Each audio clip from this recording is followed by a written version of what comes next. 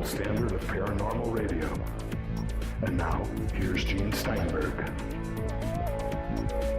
This episode of the Paracast is brought to you by Audible.com, the Internet's leading provider of audiobooks with more than 75,000 downloadable titles across all types of literature, including fiction, nonfiction, and periodicals. For a free audiobook of your choice, go to audiblepodcast.com/Paracast. That's audiblepodcast.com/Paracast. And now, on with the show. One of the subjects that we haven't discussed except in passing on the Paracast over the years, and it's nearly 5 years now, has been the legends of the Men in Black. Now, we had a discussion, kind of a remembrance of Gray Barker from the movie Shades of Grey on a few months back, and we talked about his contribution to the Men in Black. But before we got on, I learned that one of our guests actually wrote a book review in the third grade about Gray Barker's book, They Knew Too Much About Flying Saucers. Who do we have? Funny you should ask. We have our co-host, Chris O'Brien. A second co-host, bringing up the rear, Greg Bishop. Been a while since we've seen you, Greg. Yep, hello.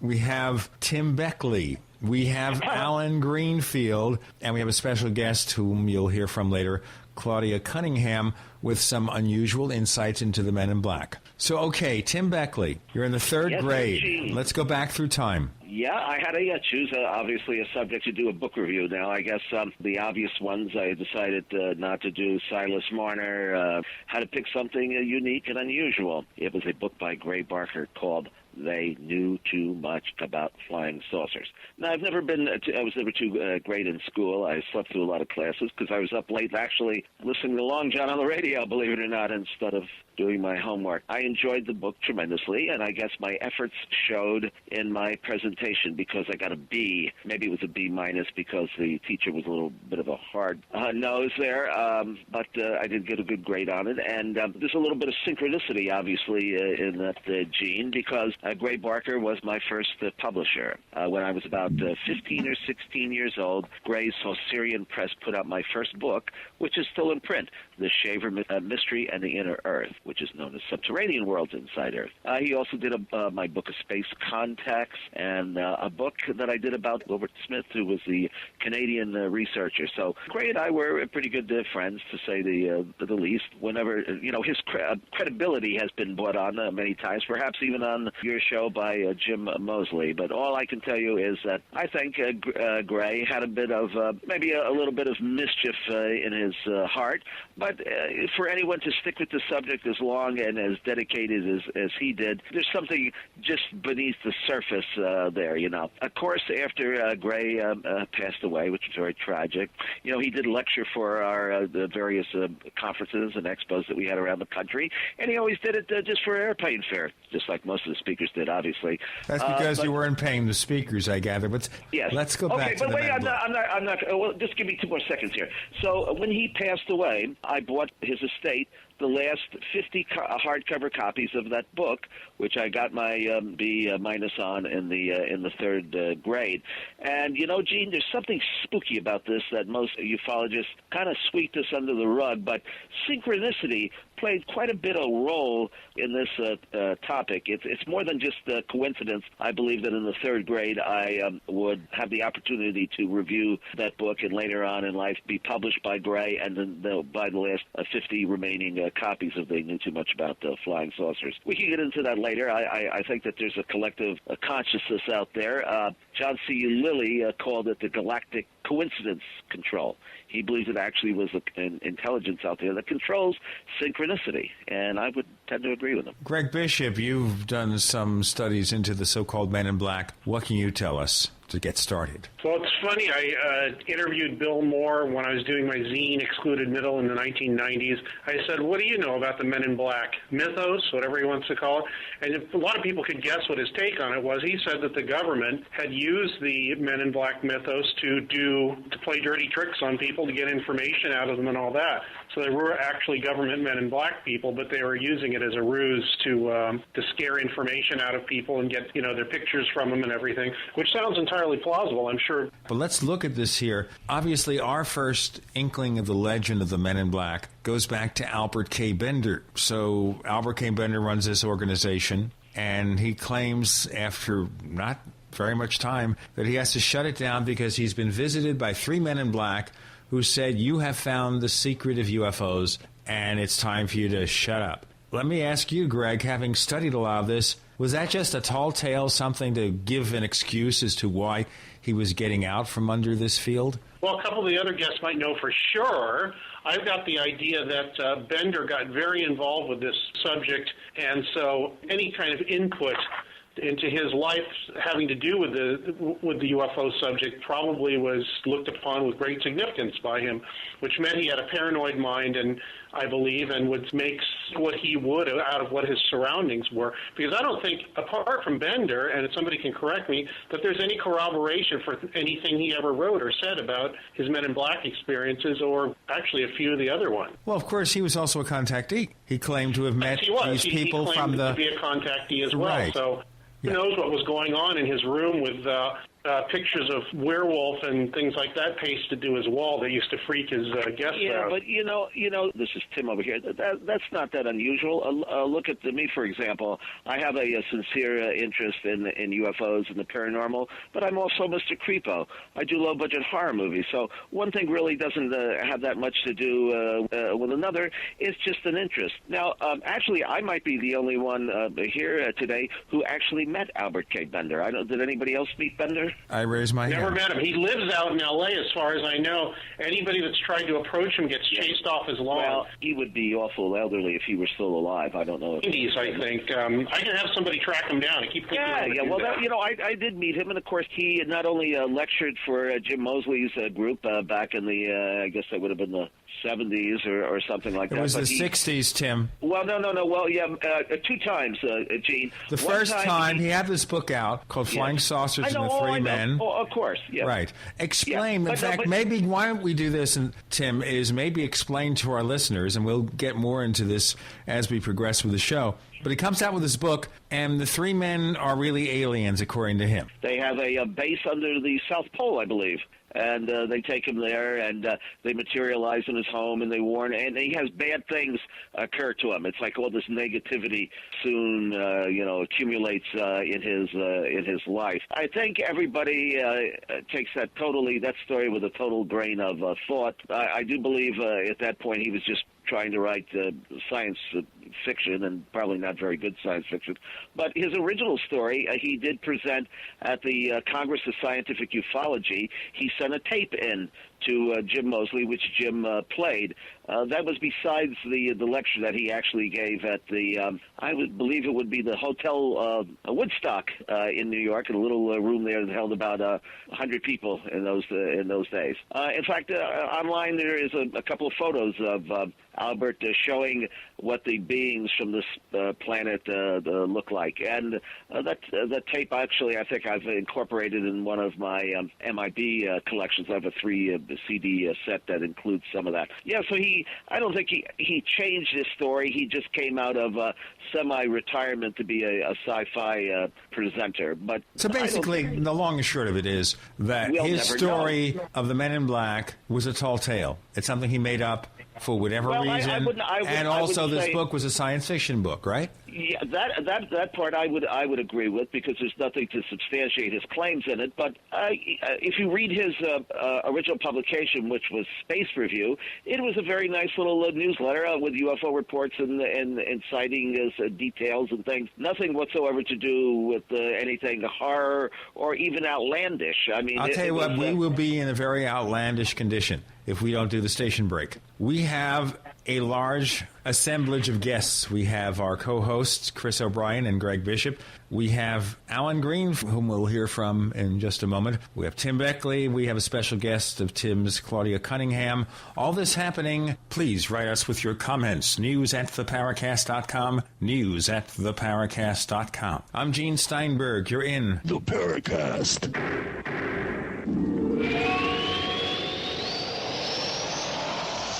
As you know, the Paracast is brought to you by Audible.com, the Internet's leading provider of audiobooks. With more than 75,000 downloadable titles across all types of literature and featuring audio versions of many New York Times bestsellers. For listeners of the Paracast, Audible.com is offering a free audiobook to give you a chance to try out their service. One book to consider, for example, is Above Top Secret, the worldwide UFO cover-up by Timothy Good. Timothy Good, as you know, has been a guest on the Paracast. Yet another book worth considering from Audible.com is Lies and Deception, UFOs and the Secret Agenda, from Timothy Good once again, and also from our old friend Nick Pope. As you know, Nick Pope has also been on the Paracast. This is another book that you're definitely going to want to check out. For this book or another free audiobook of your choice, go to audiblepodcast.com/Paracast. That's audiblepodcast.com/Paracast.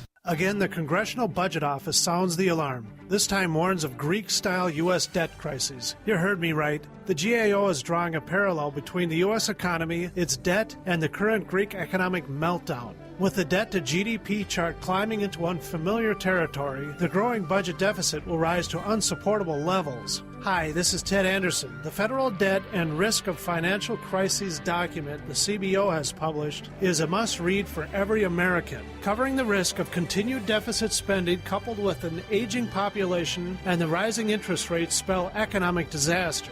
It's imperative that you get a copy of this document and study it for yourself. Call me today at 800-686-2237 and I'll send you a free copy. Again, call 800-686-2237 and ask for your copy of the CBO document. Once again, you need to read this government report. Call 800-686-2237.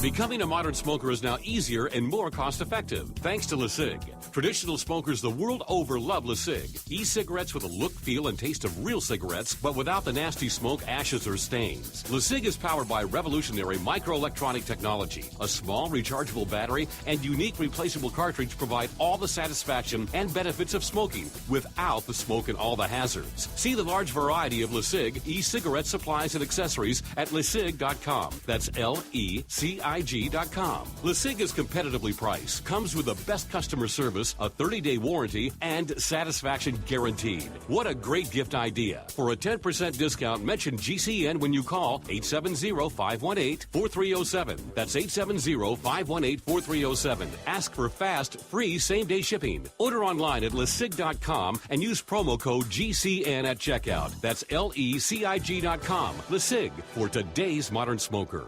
Question: what would you rather drink? Acidic water, which burns holes in your body and causes loss of bone mass, or alkaline water, which promotes high energy and vibrant health? The answer is clear. And if you're drinking acidic water, you're helping cancer cells and bacteria to grow out of control. AlkaVision Plasma pH Drops combine a unique formula of the most alkaline minerals. Using Plasma pH Drops is the best way to alkalize your water and help you get rid of acid and regain your health and energy. Simply put 10 drops in the water you drink to raise the pH to a healthy alkaline level. Most experts agree that the water you drink should be at a pH level of 8 or higher. Disease organisms like bacteria, viruses, or cancer cannot survive in an alkaline high pH environment. Order your bottle of AlkaVision Plasma pH Drops now by going directly to alkavision.com. That's ALKAvision.com. Or by calling 269-409-1776. Again, 269-409-1776.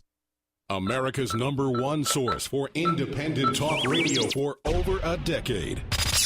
We are the GCN Radio Network. We want to hear from you.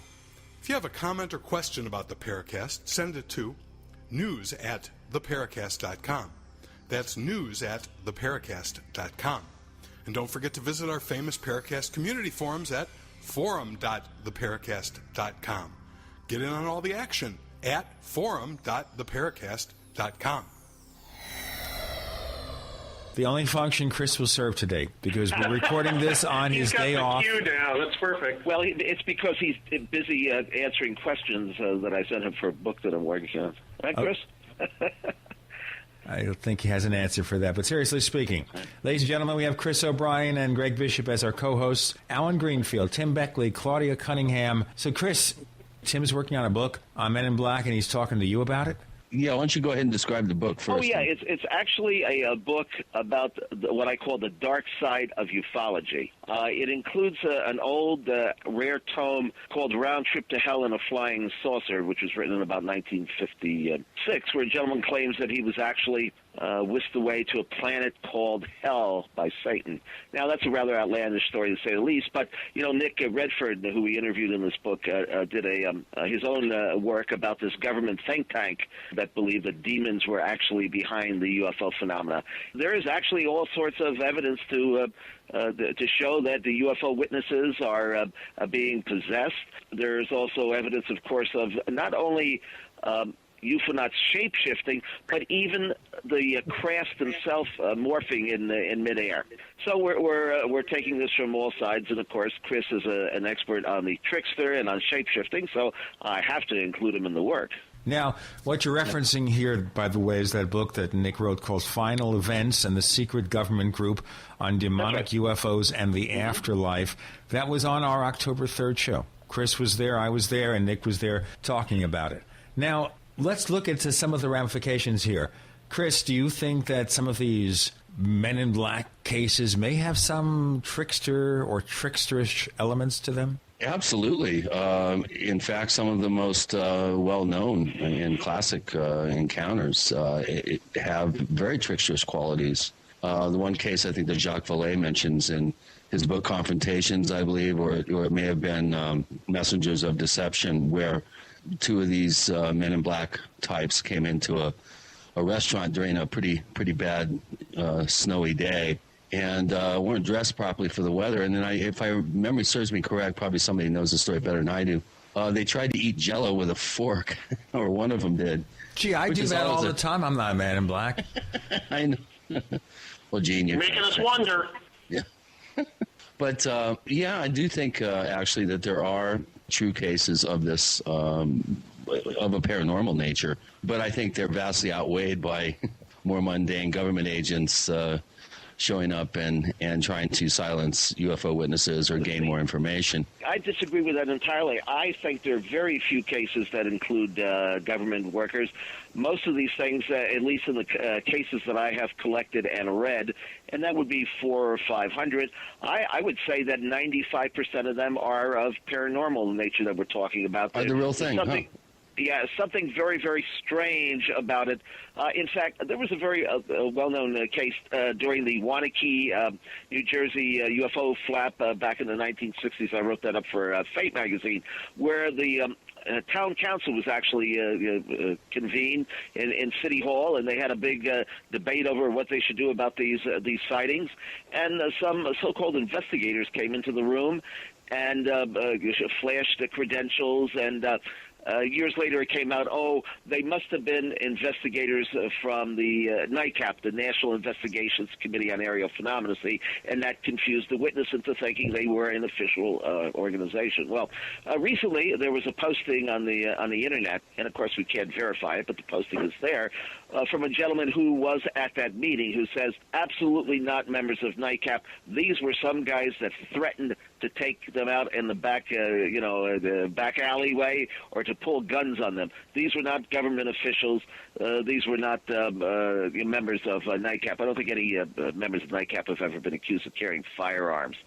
So I would say that 95% of these cases are hallucinatory in the sense that they may not have actual appearance. It's a paranormal thing, and a few cases may be government agents that misrepresent themselves, because we know for a fact that there are government agents that have a personal interest in this, that are, when they go to investigate a sighting or a landing or an encounter, may not be officially out there to research it, but are doing it kind of on their own. I was going to say that there are cases that absolutely are implausible, in that, for instance, the witness would have a sighting or a close encounter and would tell nobody. And before they could blink, literally within minutes, people would show up and try to silence them. Those type of cases are very, very difficult to explain away as some sort of government agency agency or some sort of governmental workers. My own experience in this particular aspect of the field is very limited in that I had only one or two, maybe three reports that would fall into this category out of several thousand, reports or stories that I investigated over the years. And so it's not something that I am intimately familiar with. Of course, I can only go based on my own research, and I do find that there is a potential for more government involvement than you would think in this whole field, because I think this is a perfect way to create plausible deniability and to keep people quiet. And also, let's figure that the government today, their technology probably has caught up with that of the Men in Black. They can create holograms and tap your phone and do other malicious things that the MIB were accused of doing 25 years ago, and it would have been paranormal or fanciful. And today it's probably just a run-of-the-mill Big Brother. Alan Greenfield, I wanted you to chime in here, and we're going to break for next segment in just a moment, but you wrote a book about the Men in Black that I gather has more of a mystical aspect to it. Would you explain that? In 30 seconds or less? No. I'll give it a try. You can start. Let's just do an introduction and then go on with this in our next segment. I think, first of all, the term Men in Black needs to be defined, because in most cases they are not necessarily dressed in black, and they're almost certainly not men in the usual sense we mean that term. Even the government cases, often you'll have the Men in Black who act funny but flash credentials, and 2 hours later you'll have somebody legitimately from the, in the old days from the Air Force, currently from whatever agency, show up, and they're totally mystified by the people that showed up before. But I think these cases run from 1947 to the most recent I have a similar but probably different individual cases from Tim's of about 500-600 cases running all the way up to August of 2010. And I'll be glad to discuss why I think they happen when there's a little more time to do so. Well, we're going to give you that time. But I think one of the things we're going to try to look at here is to whether most of the Men in Black cases, it's just a myth. The myth, of course, that brought about the comic book and the movies and everything, or there's reality behind it, which, of course, is what we're seeing here. The guest group, we have two guest hosts, two co-hosts, as a matter of fact. We have Chris O'Brien, Greg Bishop, our special guest, Tim Beckley, Alan Greenfield, Claudia Cunningham. We'll hear from her soon. I'm Gene Steinberg. You're in the Paracast.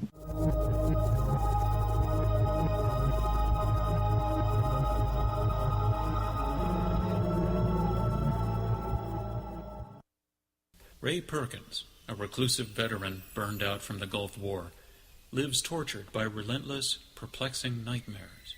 Nightmares of a horrific battle in deep space and of a mysterious woman suffering in agony for her devastated world.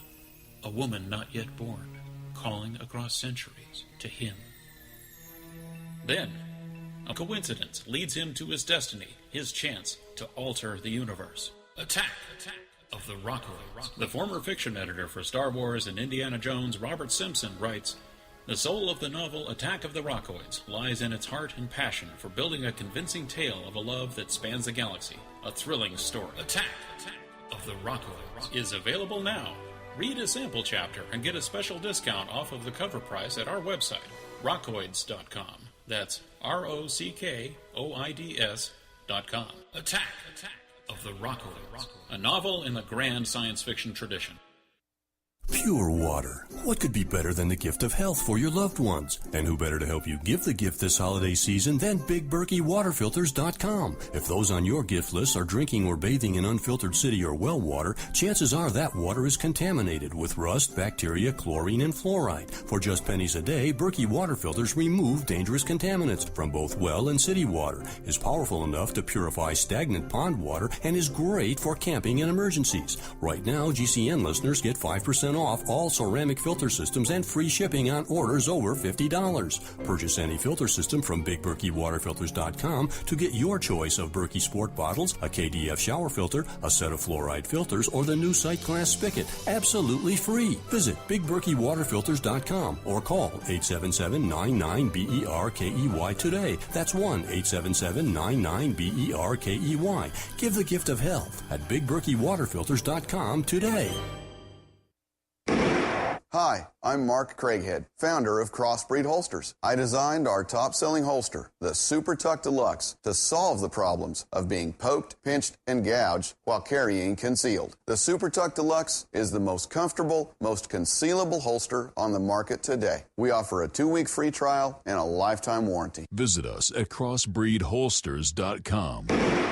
Don't forget, crossbreedholsters.com. Hi, this is Ted Anderson. Have you ever wondered why banks, stockbrokers, investment advisors won't talk about gold IRAs? They've been available since 1986, yet the financial industry won't recognize the value of gold for your retirement. Gold has outperformed paper investments, yet no word about IRAs. If you would like to have gold for your retirement, call 800-686-2237. Don't get left behind by rising inflation and low returns. Call 800-686-2237. Secure your future and call 1-800-686-2237. Hi, this is Alex Jones. Did you know that the global elite are now storing non-hybrid seeds in secret storage vaults near the Arctic Circle? Did you know that in a real meltdown, non-hybrid seeds can become more valuable than silver or gold? It's true, seeds have outperformed even gold and silver before in this country, and it's possible that could even happen again.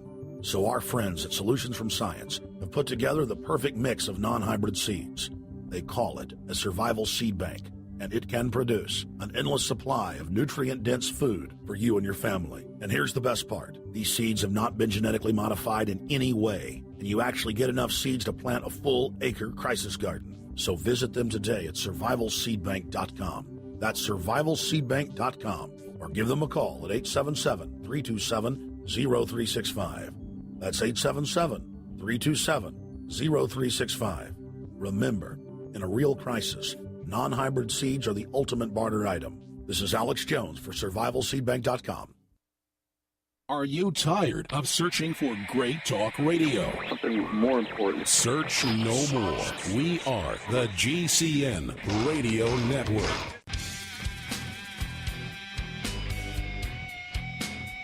This is Kurt Sutherland, the author of UFO Mysteries, and you're listening to the Paracast. We continue on the Paracast. I'm Gene Steinberg. Our co-hosts are Greg Bishop, Chris O'Brien, our guests Alan Greenfield and Tim Beckley, and a special guest, Claudia Cunningham. We'll hear from her very soon. Okay, so Alan, the floor is yours now. Obviously, you're accepting a reality here that it's not just some government agents playing around or civilians doing a few crazy things like a Jim Mosley and a Gray Barker. There's more to it. Well, I'll comp to the following. In the early 1950s, after the 1953 CIA panel, I know for a fact, because I was told by Dewey Fournay, there was a decision to, in the Red Scare environment of the time, to disrupt local UFO groups for fear they might be infiltrated by communists and used to set off a false flap while the evil Soviet Union, all in quotes, invaded us while we were preoccupied with UFOs. And I'm sure there were some cases of that. There are some people who, in fact, have argued that the original National Investigations Committee on Aerial Phenomena, which was the first group I joined in 1960, actually was a front for that. Ray Palmer was very big on that, and there's a fairly persuasive case. Their board of directors has included, the chair was an ex-CIA director and blah, blah, and so on. They tried to act like a para-government agency anyway, so it isn't a big leap to say that it was founded by a sincere guy and taken over by the CIA to direct people towards worrying about supposed censorship of UFO cases rather than examining the phenomenon for what it is. And I think some Men in Black cases during that period, and that's an awfully long time ago, I hate discussing the old cases as if there weren't new ones. They may have been, indeed, government agents trying to act weird to freak out the UFO investigators of the time. but not like the case that Tim is talking about, not like the classic succubi, incubi type cases where someone sees a UFO and then they get raped by an invisible creature. Is that a Man in Black case or not? Well, by my lights, it is, if we take the term to mean these forms that are attracted to UFO cases and scare the bejesus, almost literally, out of people. I've tried very hard on a TV show that I did about 2 years ago. It was shown Thursday night in a bizarre coincidence with 3 other programs that I was on. It was my History Channel night for some reason, which I don't know about. One was new, the other 2 were, I didn't even know they were going to be on. I was just leaving the channel on, so I remember. But I tried very hard to get this case on because it was a local guy he was a hotel clerk at the time, and he had seen a UFO, and he saw these 2 clearly uniformed Air Force officers come into the hotel and sit around the lobby and talk loudly about his UFO case, which made him extremely nervous. I may be garbling this slightly because this was, again, not one of my cases. It's one I tried to get the late and semi-lamented UFO hunters to interview him on their program, and I didn't pursue it any further once they were clear that they were not even going to do the interview in this vicinity. They took me to ironically to Huntsville, over to the Redstone Arsenal and Space Camp for that particular program. But anyway, he sees these 2 guys, and then they get in the elevator, go up. A few minutes later, 2 other guys dressed exactly the same. I asked him if this was typical of the hotel. He said, no, it was not typical. We did not get, we got a lot of commercial pilots and things, but we did not get military personnel. And this was in peacetime, too, I might add. This was in the, relative peacetime, I think 1998, if I recall correctly. So about 12 years ago. They were dressed identically, had the same rank insignia, but they were different men, clearly. They sat down and began talking about the same topic, walked out of the hotel. 10 minutes later, the other 2 came down the elevator and walked out of the hotel. Clearly, there's something going on of a paranormal nature in cases of that sort. In my opinion, neither of these are actual Air Force personnel, and all of us have seen these occasional memos that come out where frankly, government agencies are furious that people have misidentified themselves as their personnel, and I don't think that's a cover. Those things are usually emerge under the Freedom of Information Act and are reluctant, and that the names are removed. But clearly, they don't want to take responsibility for that because it isn't their people. In fact, what those people are doing, if they're people at all, which I don't really believe they are not responsible. The government agency is not responsible, but these people are committing a felony. All right, let me just ask you a quick question, Alan, before we go on. Okay, they're not the government, they're ET, they're what? Well, first of all, I'm not sure there is any such thing as an ET, or to put it another way, I'm not sure the universe conforms to a 19th century or 17th century or Copernican model at all. In fact, most of the most recent astrophysics post-Hubble has indicated the universe is enormously vast, but great distances are involved. And I have been saying since very early in my ufology career that we have no evidence whatsoever of anyone other than us going from one planet to another, and the assumption that because something is weird and involves aerial phenomena part of the time and beings part of the time that we don't recognize, that it doesn't have more to do with fairy lore and fairyland or other dimensions or other states of reality or other vibrational spheres. In other words, more of a Meade Lane sort of view of the universe than something to do with people from some vastly different distant star system. I think, Alan, you're going to have to explain to a lot of listeners, when you drop the name Meade Lane, they don't know what you're talking about, so maybe explain to them. Okay, before the term flying saucer, before there was a lot of publicity about flying discs, at least in the modern era, there was a wave of UFO sightings in the 1890s. There was a similar wave at the same time in Northern Europe, which resembled airplanes, only there were no airplanes, and in America there were no dirigibles, but that's what they looked like. That they were a generation away. And sometimes I wonder if people were just not seeing something out of phase with time, but that's more of an amusement for myself than anything else. Suffice to say that in the modern era, before Kenneth Arnold's 1947 case, which initiated, not through his efforts, but the term flying saucers, and inaugurated the UFO era as we have come to understand it, Meade Lane and a circle of essentially trance mediums, most prominent among them Mark Probert, were doing not mediumship with purportedly with the dead, but mediumship purportedly with non-terrestrial entities, or alternately and on other occasions with human beings who were what they termed ascended masters. And in his book, The Coming of the Guardians, which preceded all this, I think it was circa 1945. Tim might correct me on that, but it was certainly before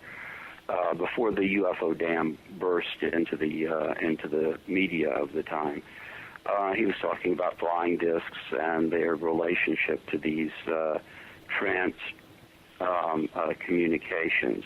I think that is closer, and mediumship is closer to what this phenomenon is all about, breaking on through to the other side, to borrow Jim Morrison's term. Maybe Jim Morrison had it right there, Alan. I know there's a lot of questions we have to ask, and we will. We have Chris O'Brien and Greg Bishop as our co-hosts. We're talking with Alan Greenfield, Tim Beckley, Claudia Cunningham. I'm Gene Steinberg. You're in the Paracast.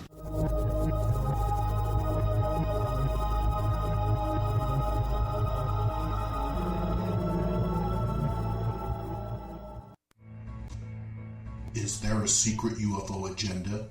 Do strange creatures from the darkest corners of the mind roam the earth? Is there evidence for mind control, time travel, or devious government conspiracies? Find out the inside scoop on the latest conspiracies, paranormal activity, and Fortean phenomena when you subscribe to Tim Beckley's Conspiracy Journal. It's jam-packed with stories, special book and DVD promotions, and the best news, it's absolutely free, sent right to your mailbox. Plus, a bonus free email newsletter sent out every Friday. Simply send an email with your name and address to Mr. UFO at webtv.net. That's Mr. UFO at webtv.net. Find out what they don't want you to know.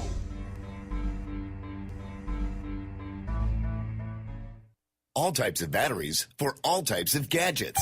We'll say it again. All types of batteries for all types of gadgets. Electronics, toys, flashlights, computers, accessories, and more are at BatteryStation.com. Whatever type battery you need, alkaline, lithium, gel cell, NiCad, metal hydride, sealed lead acid, and more are at BatteryStation.com. Our homepage gives you quick access to ham, marine, police, fire, and aviation batteries. Plus, choose from our great selection of LED flashlights with no bulb to ever burn out and much longer battery life. Find many top brands including Streamlight, Pelican, Surefire, Novitec, Gerber, and more at BatteryStation.com. You'll also find the most popular brands of ammunition and watertight cases for storing guns, food, electronics, survival gear, and more at BatteryStation.com. Call 417-257-7799. That's 417-257-7799.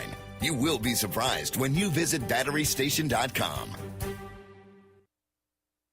In a coming apart world, you need something to keep it tied together. That something is Atwood Rope, the highest quality rope made in the USA, from exotic braids for military, rescue, arborists, shipyards, tow line, or boating. Quality rope at affordable prices you and your customers can depend on. Find a dealer or shop online at atwoodrope.net. Enter promo code RADIO to receive 100 feet of 550 paracord free with purchase. Atwood Rope, working to keep the world tied together. Hi, this is Ted Anderson. Have you ever wondered why banks, stockbrokers, investment advisors won't talk about gold IRAs? They've been available since 1986, yet the financial industry won't recognize the value of gold for your retirement. Gold has outperformed paper investments, yet no word about IRAs. If you would like to have gold for your retirement, call 800-686-2237. Don't get left behind by rising inflation and low returns. Call 800-686-2237. Secure your future and call 1-800-686-2237.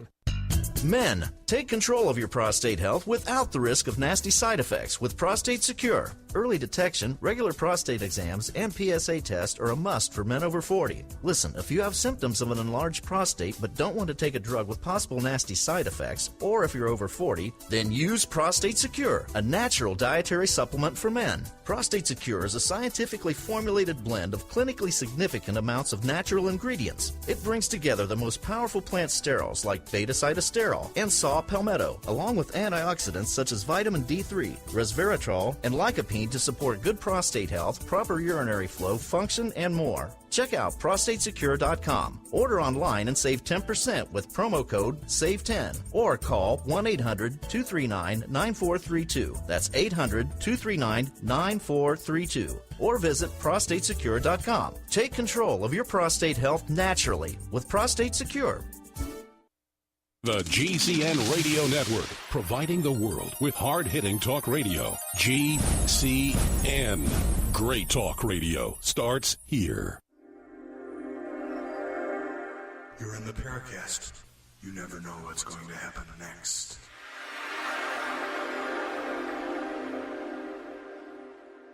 We return. Alan Greenfield holding the floor, and I think some of you are going to have questions of him in a moment.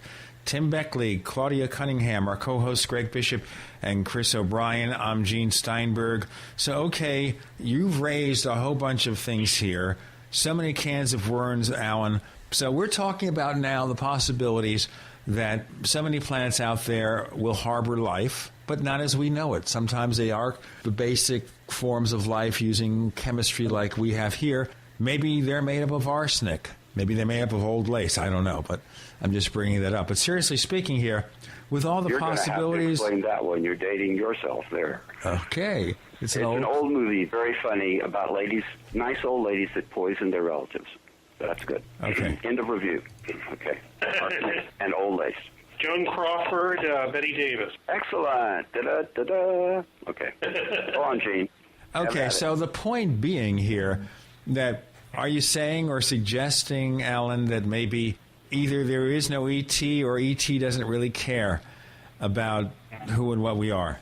I'm only suggesting that the evidence for UFOs is confined to the Earth and the near vicinity of Earth.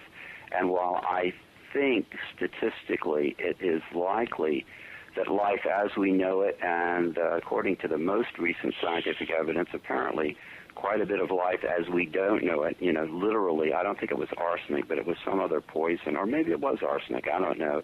It can survive in an arsenic-rich environment. Yeah, well, the point being that life doesn't necessarily have to be as we know it, but the scattering in the universe is something not to be sneezed at. Scientists tend to be, conventional scientists tend to be overawed by it, but the distance between stars is immense. And the likelihood that a nearby star system has advanced life that would be visiting the Earth, at least on any kind of regular basis, as UFOs are a daily phenomenon, is extremely remote.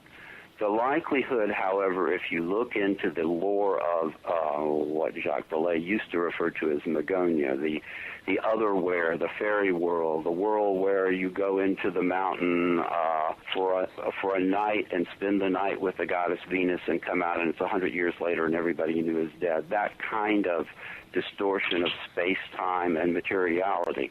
It's consistent with a lot of cutting-edge physics, and it's a lot, in a certain sense, closer at hand. Now, the two may interact, but what I'm saying is the phenomena that we're dealing with, we have yet to trace anything going from star B to star A, Sol, and winding up here on Earth. Even Carl Sagan said it may have happened in ancient times, and maybe there's a little bit of truth in our old and late friend Yona Fortner's a very sophisticated view of ancient visitations, and Eric von Daniken's a lot less sophisticated but a lot more loudly trumpeted views of perhaps the occasional visitor long ago leaving their marks on civilization. That may have happened. I don't know. It's certainly possible. But does it have a lot to do with the UFO phenomena? Only if, in being interdimensional, there's also some way to go through space-time as well as through dimensionality. Otherwise, the distances are just too vast for the type of phenomena we have, unless we suppose they set up a base on the far side of the moon and have hidden it from those few astronauts who have ventured around, sometimes in a very cavalier sort of way. Not impossible. Or physics isn't as we know it right now, and there's ways to cheat, bend, or change the rules that we have right now. Physics as we know it right now is so vastly different from physics as we knew it 10 years ago, if you follow it closely. Well, actually, some of the stuff recently does make it more possible. And I'm not pushing for the ETH theory. I'm probably the last person to do that. But there are two sides to it, and one side of it says that, as you say, some of the physics now is saying that it could be allowed that somebody could travel from one place to another without having to worry about the distance. Yeah, you've got a lot of different possibilities there, considering the universe is... It could happen, but again, why would that... I'm more interested sociologically in why that was the first thing people were leaping at when this burst onto the public consciousness in 1947 and has continued to be the predominant theory, because we have, while it's possible, we have no evidence of that, but we have thousands of years of evidence of communication between here and otherwhere, the whole Day of the Dead lore, where the world of the dead and the world of the living come closely together on what we now refer to as Halloween, is many centuries old, probably dating to pre-Christian times, as a rite and a belief system, and yet that was not the first place that we turned to. I guess other planets are palatable to a tech-oriented society, but that doesn't make it more true. And to me, when I think about, I don't like to go back to the old cases, and I have said this before, but I will repeat one thing. When I, as an occultist, look at Albert K. Bender and his room and the way it was set up, whether he knew it or not, he was doing a magical invocation. And he got what he asked for. K-ick, K-ick, K-ick. You know, doesn't work for me because that's not my magic word. But as I showed in A Secret Cipher of the Euphonauts and Secret Rituals of the Men in Black, both of them basically on the Men in Black phenomena, the meaning of these strange terms is identical with the type of meaning that you get from so-called magical words of power. What they mean, I don't know, but they seem to be keys to other vibrations, other elements, and things enter here, but they seem to have trouble staying here. And I'm sure Tim could tell you some stories about, invisible men in black and men in black who seem to want to leave very quickly because they're about to melt. My favorite is one that the late John Keel exposed for the Cape May tiny case, where towards the end the entity was listless and seemed to be trying to leave before he dissolved. I think they live on our energy and project themselves, but basically you've got gray aliens in black drag because that's the way we expect to see them. They're like tulpas, thought forms that only have a certain limited amount of lifespan. Exactly. You use a term like tulka, and it's very interesting. Why is tulka not considered, a priori anyway, as likely to be identical with what we're talking about when we talk about men in black in the UFO context? I think it should be. I think that's I agree. the first thing we should examine and either dismiss or validate. But it's rarely talked about, rarely looked at, except by a few people like Dee and me. As I've said before, most of the people who devoted themselves to Men in Black cases, so-called, as a specialty, died off young. Keel is the only one I can think of who lived to a relatively ripe, relatively old age. It's not my specialty. I want to say that. It's just something that people call on me for in the absence of the specialists. But they all died in their 40s and 50s or younger, a lot younger in some cases. And some say that's, just coincidence. But I know that the pool of people that are actively involved in any aspect of ufology is very small in absolute and relative terms. We're talking about, a few hundred people that are really activists, maybe conceivably 1,000 or so. And the statistical likelihood of that many people dying in their 40s and 50s in a society where and all of these were American cases that I'm thinking of, where the average age and of mortality is in its 72 to 74 for men, I believe it is currently, and 74 to 76 for women. It doesn't gel. It's bad statistics, and a little demographic work and a little statistical work will show you it's unlikely to be coincidence. I think they were murdered. In a conventional way, or by attrition, or because they are working with things they should not, or what do you think? I think when, at the culmination of a series of deaths, when Ron Bonds ate out at a restaurant and was said to have died within 12 hours of, quote, food poisoning, which no one else in the restaurant, including his wife who was eating the same thing, died, Illuminate Press, which was the only press at that time, or one of the few that was publishing and republishing books devoted both to the UFO phenomena and to conspiracy theory stuff. I don't think it was coincidental. I think he was killed. I'll tell you what, we have to get into more of that in a moment. We have Alan Greenfield. Our co-hosts are Chris O'Brien and Greg Bishop. We also have Tim Beckley, Claudia Cunningham. Please check our forums, forum.paracast.com. That's forum.paracast.com. I'm Gene Steinberg. You're in the Paracast.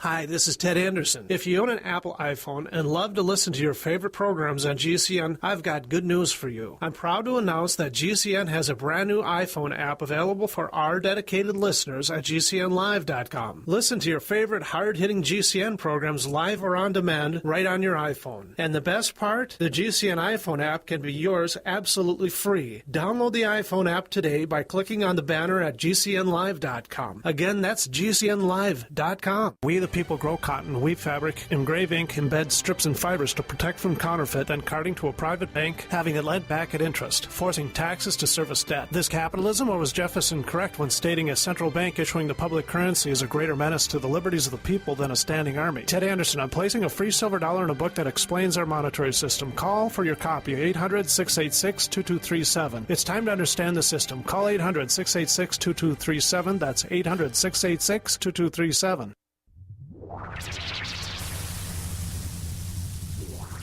Welcome back to the Paracast, the gold standard of paranormal radio. And now, here's Gene Steinberg. So the question arises, is Chris O'Brien really one of them? He's our co-host. Yes, and Greg Bishop. Pulling us away from these alien things. I think he's a bad influence. Yeah. We have Alan Greenfield. We have Tim Beckley. We have Claudia Cunningham. The question on the table, is Chris O'Brien a bad influence, Chris? God, I hope so. I hope so, too. I mean, I like him. We're all a bad influence, and happy to hear Alan saying all the non-ETH stuff. I think that you can't push that enough amongst UFO researchers. And I think the younger generation of UFO researchers is starting to drop that, consider other theories. Well, by and large, which is a good thing. Also, the old-timers, though, too. Now, Phil and Brogno And let's see, there's a... Yes, and Hynek, in fact, that told me some pretty incredible stories about Men in Black himself, and towards the end of his career was moving decisively away from the ETH theory, and of course even his close associate Ted Phillips. I believe on your program or some other show that I heard. If there are no other programs. I was just saying that, Gene. Okay. But he also said that he's leaning far away from believing that these UFOs in Morley Woods and other places are of extraterrestrial origin. Me, I kind of think there's still a slim possibility that some of them may be from somewhere else, but I think the majority of it is a paranormal nature, and Alan correctly points out that the phenomena that takes place in the seance room and the phenomena that takes the place around the UFOs are remarkably the same. In fact, I recently did a book on Conan Doyle, who of course was the creator of Sherlock Holmes, and Houdini, who was a debunker, very much like the amazing Randy of today. And Uri Geller, I mean, history just kind of goes around, If you read some of the things that happened in the seance room 150 years ago, they're exactly what takes place on the UFO playing field. We have levitations. We have accounts of beings materializing in front of witnesses. And there's the old belief, just like there are a lot of beliefs in ufology, which turn out not to be true, that all seances were conducted in darkness. Absolutely not true. Some of them were held with lamps and candles and windows open and in the daytime.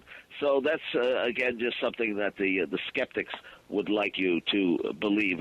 Skeptics who have probably never bothered to investigate a case in their life. Tim, I want to bring up something here. We have another guest here, Claudia Cunningham, that you introduced to me, and I'm going to let you take the microphone over for a few minutes and explain just what her story is, what her connection to all this is. Tim? This would be like a sub-co-host. That's right. We have co-hosts, we have sub-co-hosts, we have subterranean co-hosts, and you're the subterranean co-host. All right. Well, that's very fitting. Well, I first heard from Claudia when she sent me an email. In her email, which was very articulately written. I mean, it was sometimes you get a lot of things that are scribbled and penciled, or you got to kind of read between the lines. But what she wrote to me was very articulate. So I got in touch with her, and she told me some very outstanding stories regarding the Men in Black and other paranormal phenomena. In fact, the incident that I first heard from her concerned MIBs that were seen in the graveyard in the cemetery where the Honorable Charles Fort is buried in upstate New York. So, Claudia, why don't you just fill us in a little bit on the background of that episode, because it's certainly a very outstanding incident involving the Men in Black. Okay, I will do that.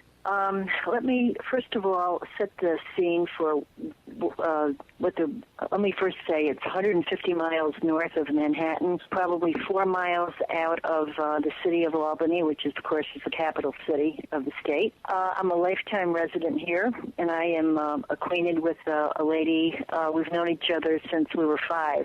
I won't tell you my age, but Linda's almost 60 years old now. She's a registered nurse, somebody that you wouldn't say is a jokester. She's more of a very serious person.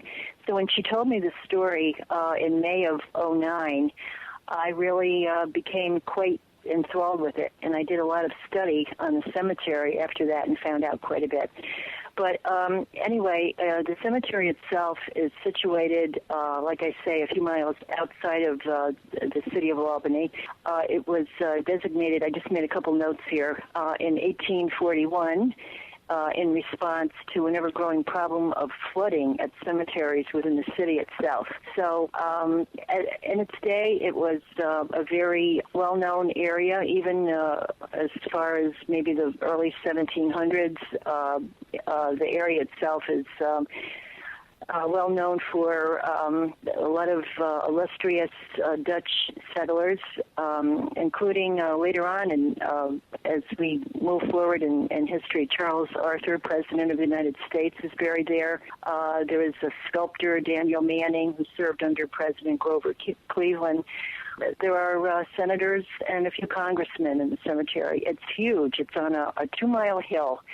When you go in off of Broadway, which is where Linda had the sighting, it's very imposing. You go over a railroad track, and there's these big iron gates that open up.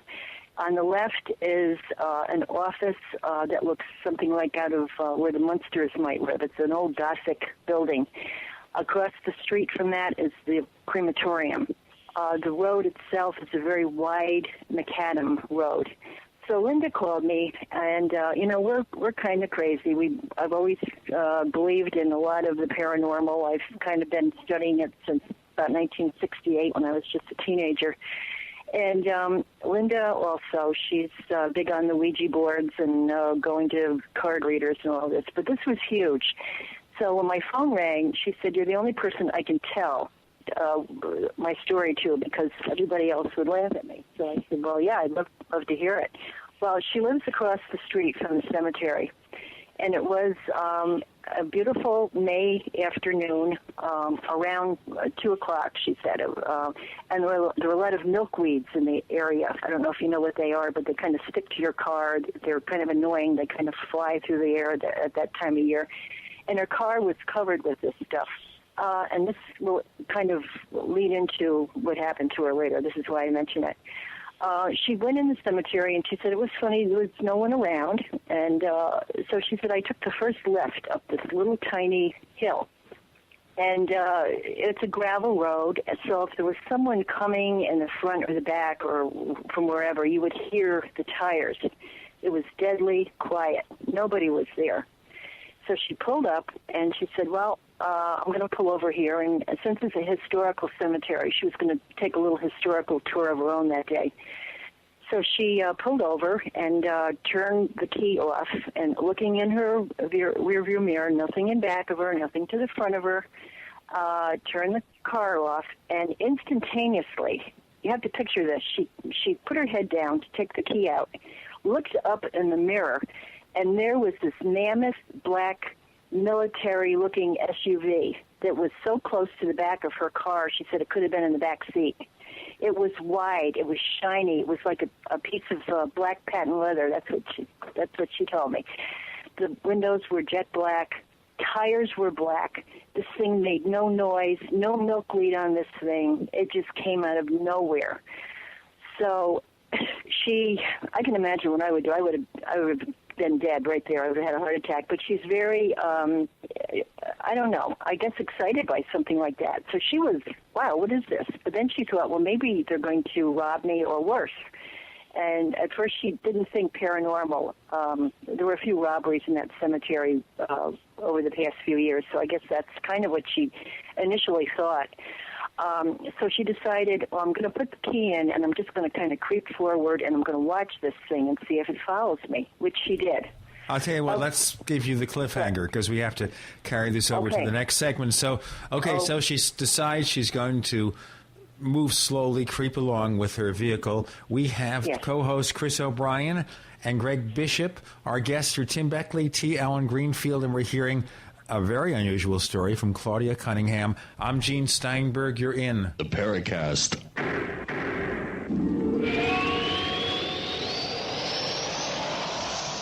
Hi, this is Tamar from Namecheap. We're a domain name and web hosting company, and we really care about our customers. With domain name purchases, Namecheap offers free SSL and free WhoisGuard for a year to protect your identity from spammers. Most importantly, we care about you. If you'd like to learn more, please visit us at radio.namecheap.com, radio.namecheap.com for web hosting and domain name specials. You can also follow us on Twitter at twitter.com/Namecheap or become a fan of ours on Facebook at facebook.com/Namecheap. See you online. Fate magazine provides true reports of the strange and unknown. Keep up with the latest on angels and miracles, psychic phenomena, ghosts, UFOs, life after death, and much, much more. To receive your free issue of Fate magazine, call now at 1-800-728-2730 or visit their website at www.fatemag.com. That's 1-800-728-2730. What are you waiting for?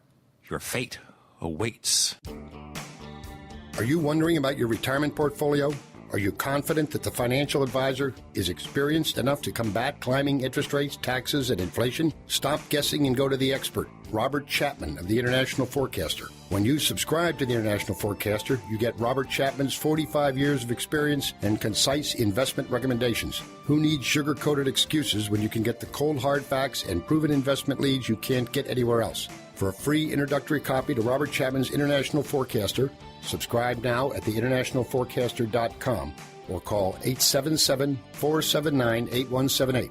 Experience the difference. When you subscribe, you can email Robert Chapman directly to obtain investment advice tailored just for you. Don't wait another minute. Subscribe today at theInternationalForecaster.com or call 877-479-8178. That's 877-479-8178.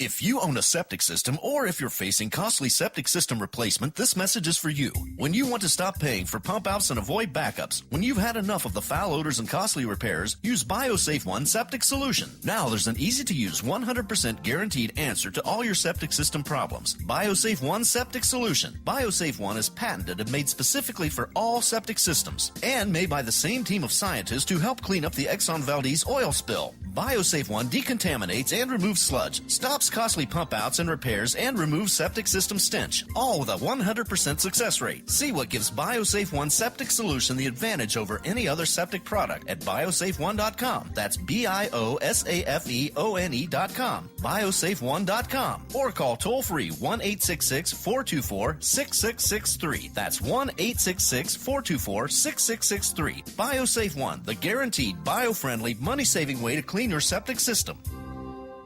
I'm concerned about food for my family in the event of an emergency, and I know you are too.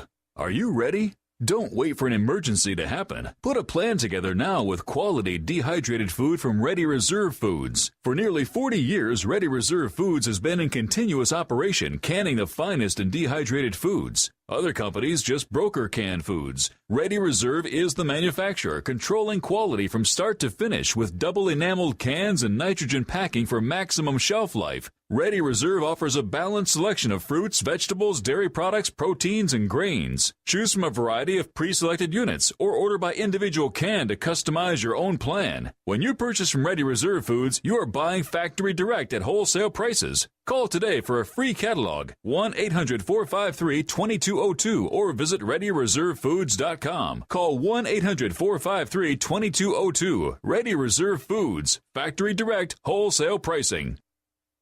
On air, online, and on demand. We are the GCN Radio Network.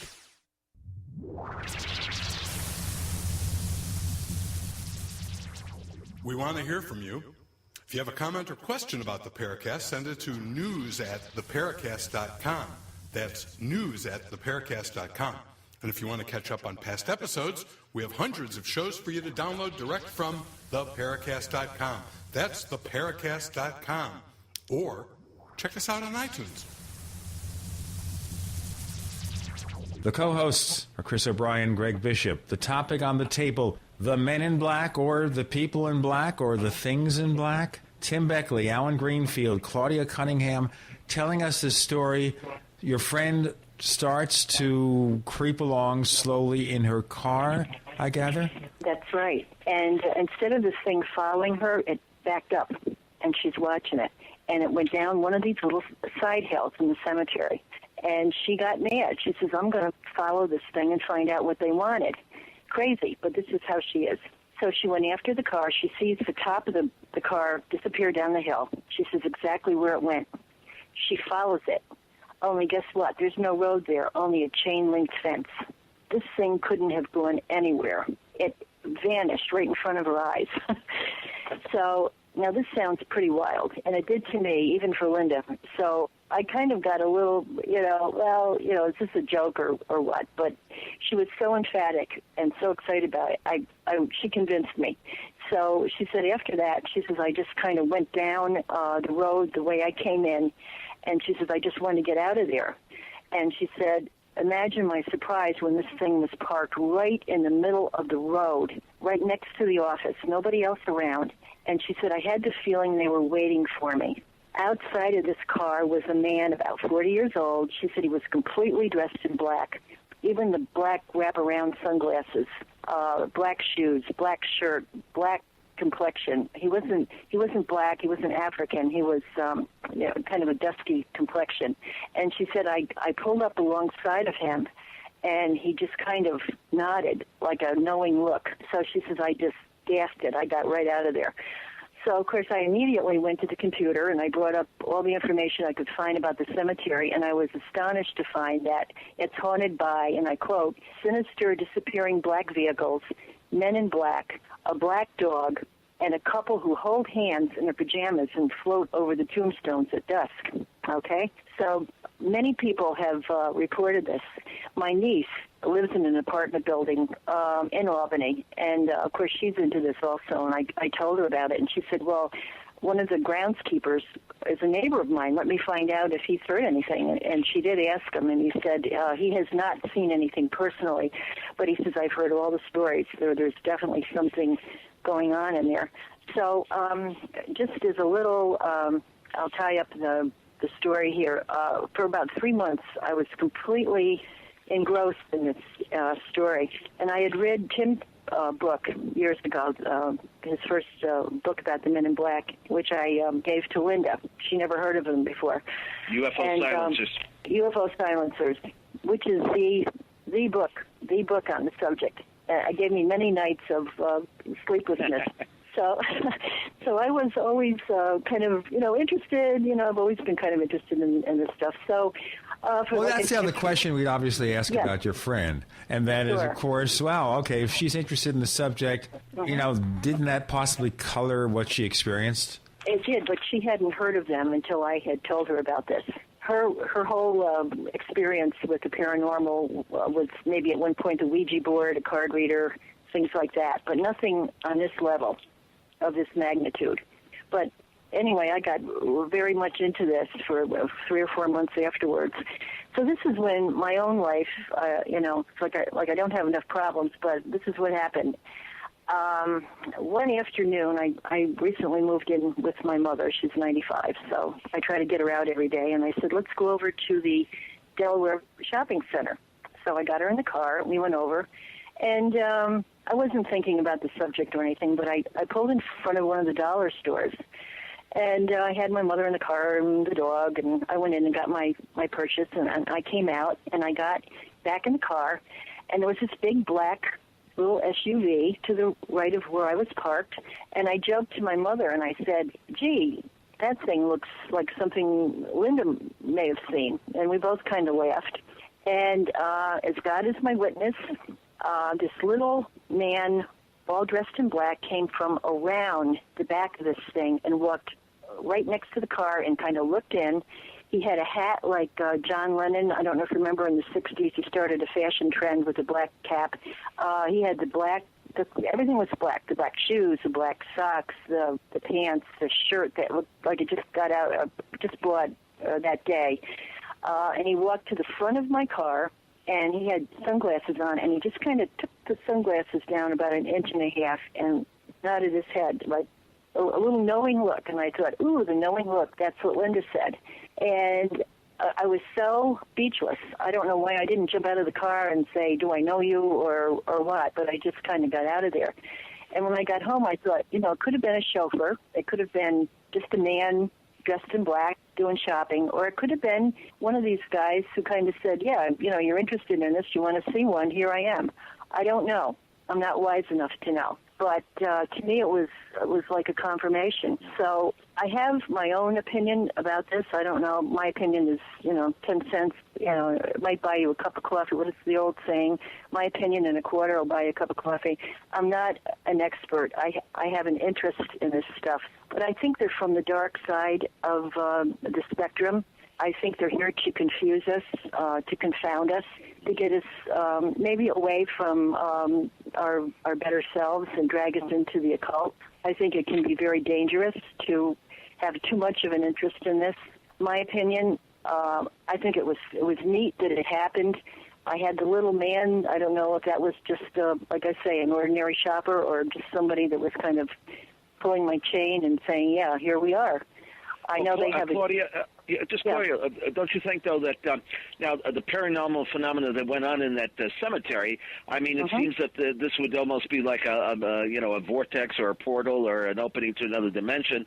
Not only do you have Charles Fort buried there, perhaps leading the parade, but you had the reports of, I think, strange, big, ugly, fierce dogs, and a couple that flies over the tombstones at night in their pajamas. Right. There's something going on there. And, it's funny because I recently spoke to my niece. She gave me the name of a book, and I have it written down. I don't know where it is now. But it was written by a local Albany lady about the paranormal happenings in the area. And they mentioned the cemetery, and they mentioned the black cars that I say plural, that have been seen going around in like a circle, just very slowly, with people dressed in black walking alongside of the vehicles. And when you approach them, they vanish. So I want to get the name of that book. I'd like to read it. And the last thing I'll say, a friend of mine, Jim Kleinhans, I was kind of telling him about it, and he said, he says, when I used to have a Camaro when I was a kid, and he says, I used to go up there and wax my car, like on a Sunday, because it's, beautiful place. And he said one time, and this had to be, I don't know, when were Camaros out? Early 70s, late 60s, something like that. Well, Camaros, of course, have come back. Let's talk about the Camaro in just a moment, okay? We're talking with Claudia Cunningham about some unusual experiences. I'm going to want our panel to chime in with questions. We have co-hosts Chris O'Brien and Greg Bishop, Alan Greenfield, Tim Beckley. I'm Gene Steinberg. You're in the Paracast.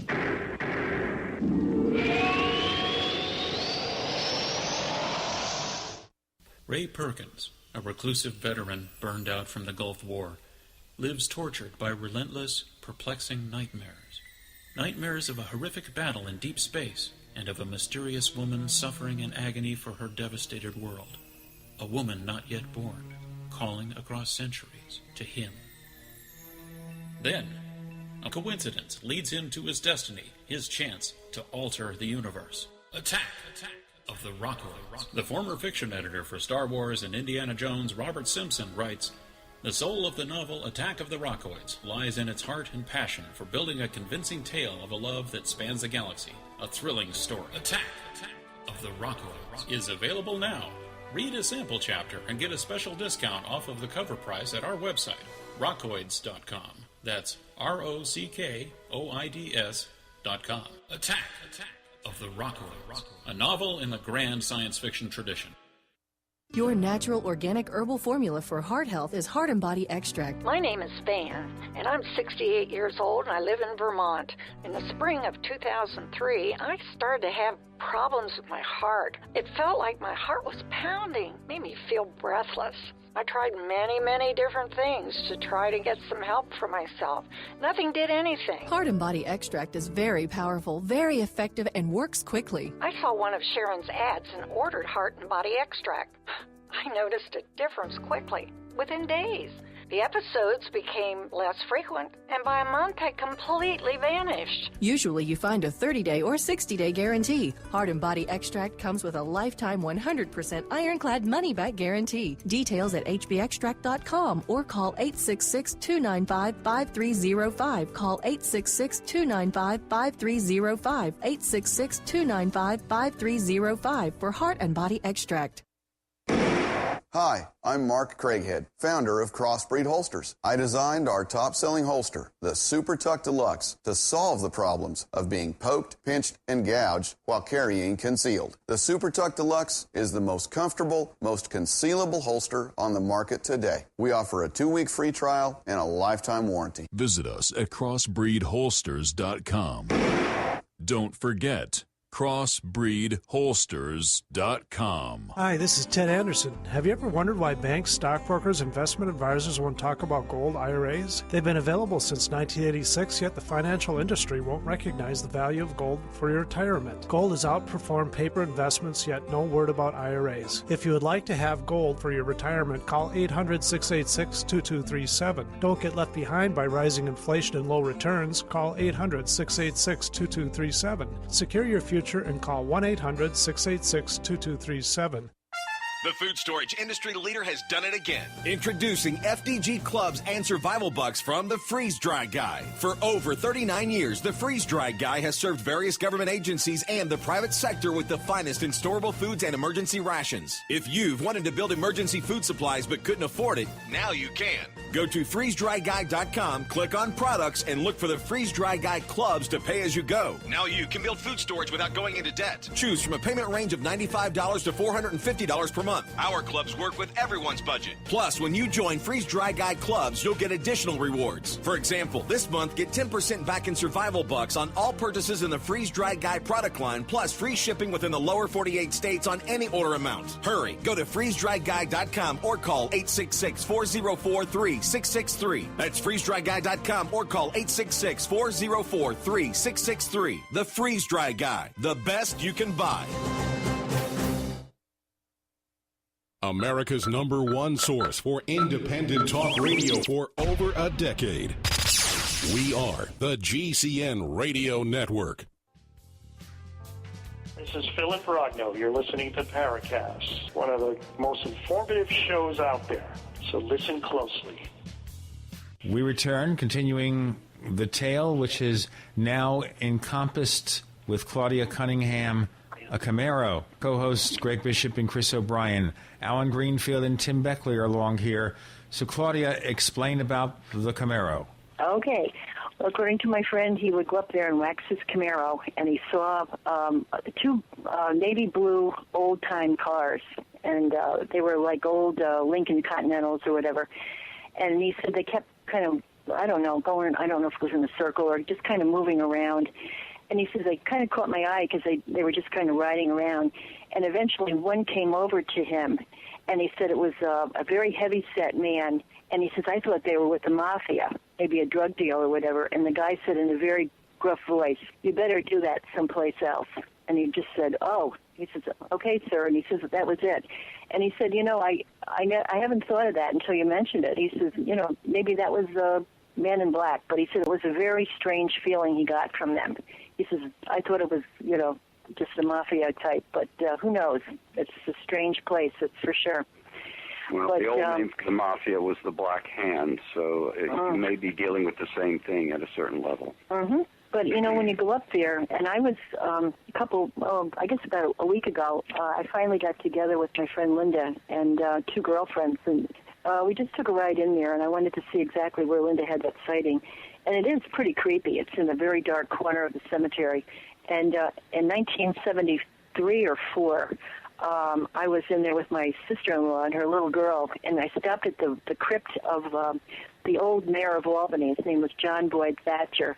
And I wanted to go over and kind of peek in and, see what we could see. And my sister-in-law sat in the car, and I had the baby with me by the hand, and I got within maybe 3 feet of this thing, and I heard this bang. It was like a metallic bang coming from inside of that crypt. I threw that kid over my shoulder. I think we went out of there 40 miles an hour backwards. That was weird. It was a very, it was definitely metallic noise that I heard. So, figure, I don't know. I can't explain that either. But I would not go in there alone. The minute you go in there, you feel like there's somebody watching you. And I may have a good imagination, but even absent that, I think any normal, everyday person, when you go in there, you get a funny feeling that you're not alone. Now, can I ask a question and make an observation? Mm-hmm. The question is, in terms of the dollar store, is that a place, that particular store that you frequent often? I'm not really a dollar store person. I don't go in there. Yeah, I don't like. Well, I won't say anything, but no, I probably go over there maybe once every 3 months, maybe. Have you ever seen this person again before or since? Same vehicle, same person? Okay. Nope. The observation is, if we were to take this entire sequence of things that you described, which you described very eloquently, by the way, and oh, thank you. I'm nervous.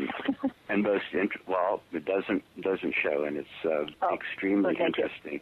If you took it in isolation, it not to beat my drum too hard on this, but it is a classical Men in Black type experience. And yet, if we were to hear it in isolation, there's no UFO case associated with it, no alien beings, at least not such that you would automatically assume that they were visitors from another planet. In fact, it's your classical haunting of a cemetery.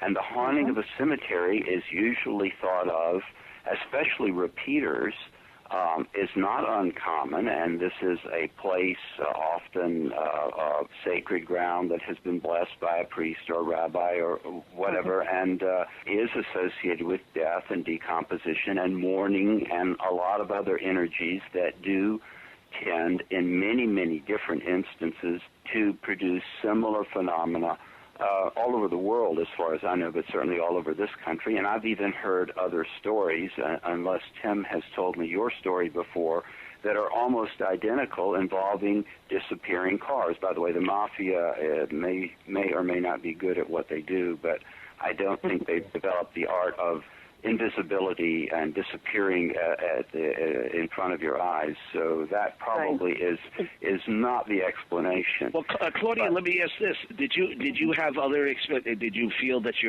after these experiences? Did you feel that your phone was being tapped, or was there anything that was happening around the home that would seem that this was creeping in? Well, let me just say, I've always had an interest in this, as I said, and I've had things happen to me throughout my life. My husband and I saw a spirit at the Tenbrook Mansion in Albany in 1970, a spirit of a lady. I mean, when I came back from Ireland, I was in a little plane coming up to Albany, and I was looking, watching the Hudson River from my side of the plane. And here was a silver disc that was keeping pace with our plane, doing flips and all kinds of crazy things. Later on, a man I was engaged to, we both saw, it looked like, those old hard hats that the divers used to wear in the 30s before they had the,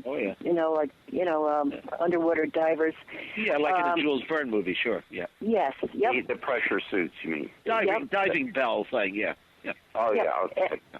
Well, this thing looked like one of the hard hats, only it was probably, I don't know it's hard to measure, but probably 200 feet over our car. I'm driving, and Kevin has his head out the window and goes, pull over. Oh, my God, there's a UFO. And lights came on under the thing. And people, it was rush hour. Nobody seemed to see it. That was probably 1991, I would imagine. What else? I've had things disappear. My mother had a stone that she brought back from Hawaii. She had it on her mantle, and the thing disappeared. She blamed me for it. She was kind of attached to it, a little memento of her trip. And a couple of days later, there were 3 of them there, exactly the same. My grandmother passed away in this house. I've had my keys, I guess this has happened to all of us, where keys will disappear, and then a day later you'll find them in your refrigerator or something. So, I've always had not massive things happen to me, but yeah, there have been things that tell me there's definitely another end to this life. It doesn't end when we take our last breath, and I'll tell you, there's going to be a lot of people, a lot of my friends included, who will have a shock when they find out that this is not all you get. I am. All right. Okay. Convinced. Let's of course be practical here, because we have a lot of listeners who don't just accept the things, but they tend to look at things, and rather than believe them on faith, they look for other possibilities. And is there at all any possibility that something is basically playing a trick on you, Claudia, or your friends? Oh, I wouldn't be surprised. I think these things can appear, this is, again, my own feeling, as a UFO, as the Man in Black, as your dead Aunt Harriet. I think they can appear as a ghost, as, you name it. I think they have a really weird sense of humor, like John Keel, in one of his books I read years ago. A man who saw a UFO had poltergeist activity in his house, and his shoes and socks were stolen. Well, the next day I came a knock on the door, and there were the shoes all polished, the socks were all washed and neatly folded. So, I don't think my friend Linda was kidding at all. Did Linda know that you have this interest? No, she knew that I went to card readers when I was a kid. And my grandmother and I used to use the Ouija board. I used to drag her into that all the time. But she's not, she didn't know of my interest until probably a couple of years ago, where I was kind of, we had a conversation or two about it. Yeah, she had lost her mother and became very curious as to what happened after. And she kind of picked up her interest in, the Ouija board and things like that back then. I'll tell you what, we have Claudia Cunningham, and we're going to learn more about her and her experiences, but also about the Men in Black and the Legends. Our co-hosts are Chris O'Brien and Greg Bishop. Our guests also include Alan Greenfield, Tim Beckley. I'm Gene Steinberg. You're in the Paracast.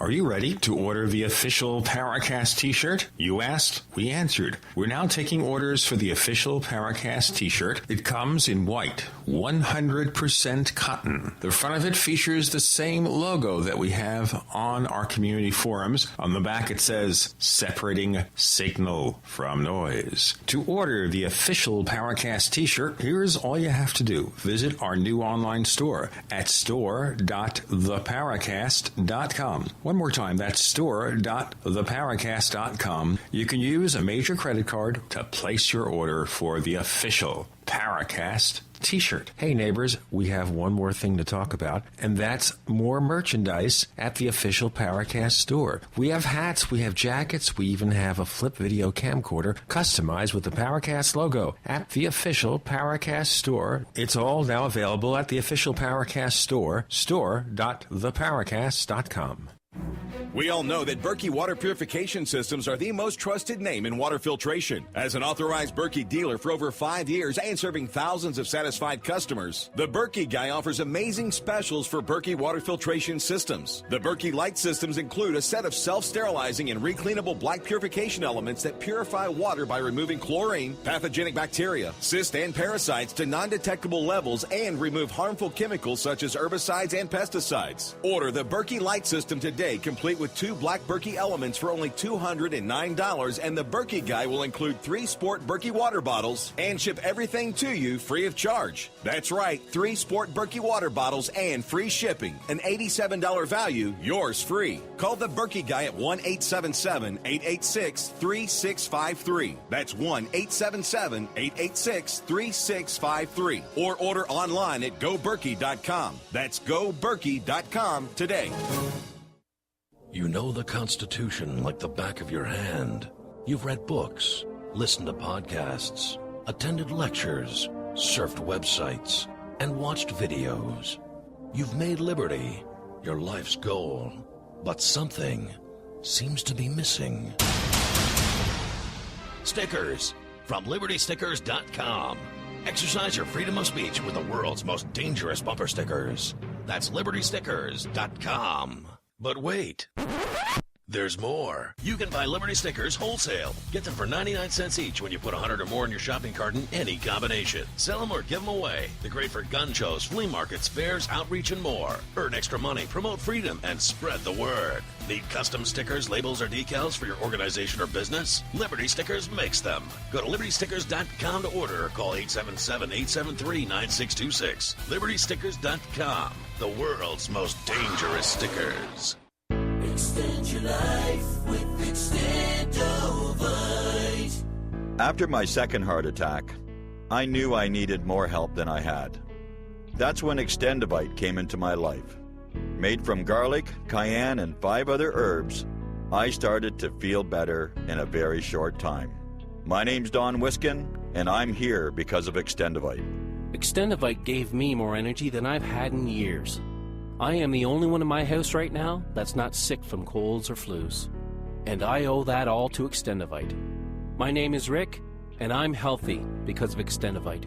To get your Extendovite, call 1-877-928-8822.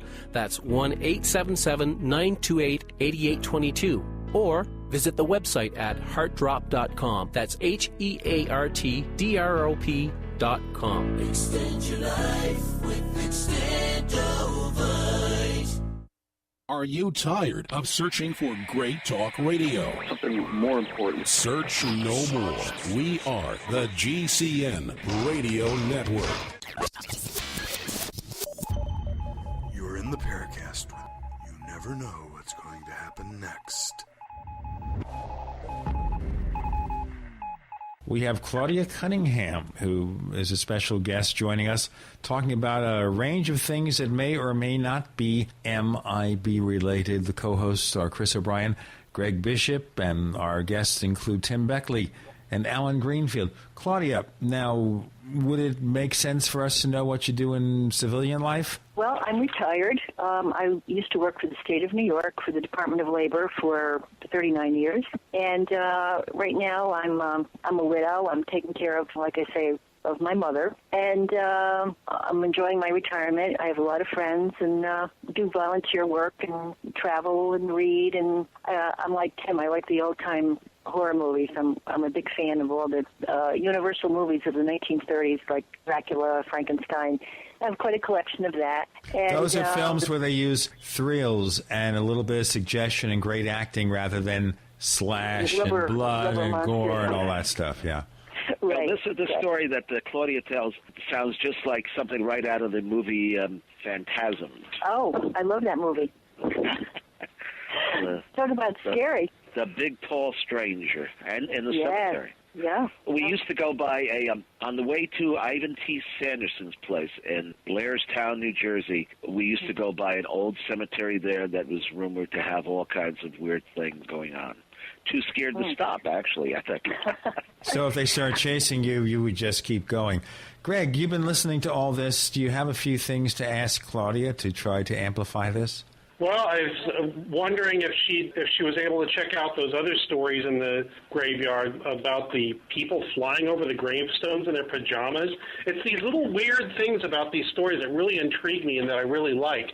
And everybody's concentrating on one thing. It's like Chris says, as soon as you see something weird, you should look behind you. But have you ever checked out any of those other stories, like the couple with the flying couple? And what did you say the other one was? A big black dog. The black dog thing is pretty common in paranormal lore. Not usually with cemeteries, but I tell that to people. They say, our cemeteries often haunted, and according to ghost researchers, well, not really, because there's just dead people there. There's not really a residual anything that happened there if you subscribe to that theory. But have you heard anything else about the other goings-on in the cemetery? No, just what I've read on the Internet after this happened. And there's a couple of sites that talk about this stuff, but it doesn't go into detail. So I'm a little frustrated there. But every time I talk to my niece, I said, I'd like to meet that caretaker. I'll buy him a cup of coffee sometime and see, what people have told him about it. Yeah, that's what I found. I'm working on weird stories about different things, and I'm sure the other people who are writing, who are on this show, Chris and Alan and everybody else, once you go and ask people about what's going on, They will usually tell you if it's something weird, and you don't look too, nasty or insane, because they want to tell somebody. They want to know that they're not crazy, so they will tell you. But yeah, I think you should get in touch with that caretaker. Doesn't that show, by the way, that one of the biggest failings of UFO research is that investigators come in there and they're well-meaning and they're sincere, and some are trained in investigative techniques, but they're so busy looking at the UFO story, they're not looking at all this other stuff that's going on around that UFO story. And Chris, certainly you've explored so many of these tales where people, once you get to know them, once you sit down, have a cup of coffee, have a pizza, enjoy a little time, you learn that the experiences are far more unusual, right? Yeah, correct. Oftentimes, if I have a case that I'm really interested in pursuing, and I know the witnesses are either terrified or extremely nervous about divulging the details of their experience, what I'll do is I'll just befriend them, and I'll just call every so often, and I'll never ask them about their experience. They know who I am and why I'm calling, and it's kind of a reverse psychology. Eventually, it's the floodgates will open, and all this wonderful information will come out. One thing I wanted to mention to Claudia is that there is a guy who is local up there. His name is David Pritchett. He's written a number of books on the more celebrated haunted sites in the upper, Hudson Valley region there and in New England. He would be a very good person, a good resource to go to, and I can go ahead and send you his contact information. He's a very straight-shooting, long-time, 40-year-plus investigator of haunted sites in the area, someone whose work I admire, very level-headed. But I think Greg's right, and Gene's right. This is a perfect example of the need for taking the blinders off and not looking at one particular aspect of the paranormal or the unknown. I think we should always be factoring in the other types of phenomenal categories. They should always be. You should always be aware of them and be looking for, reports that may be coincidentally or synchronistically in the same time period, for instance. So yeah, that's a very good point.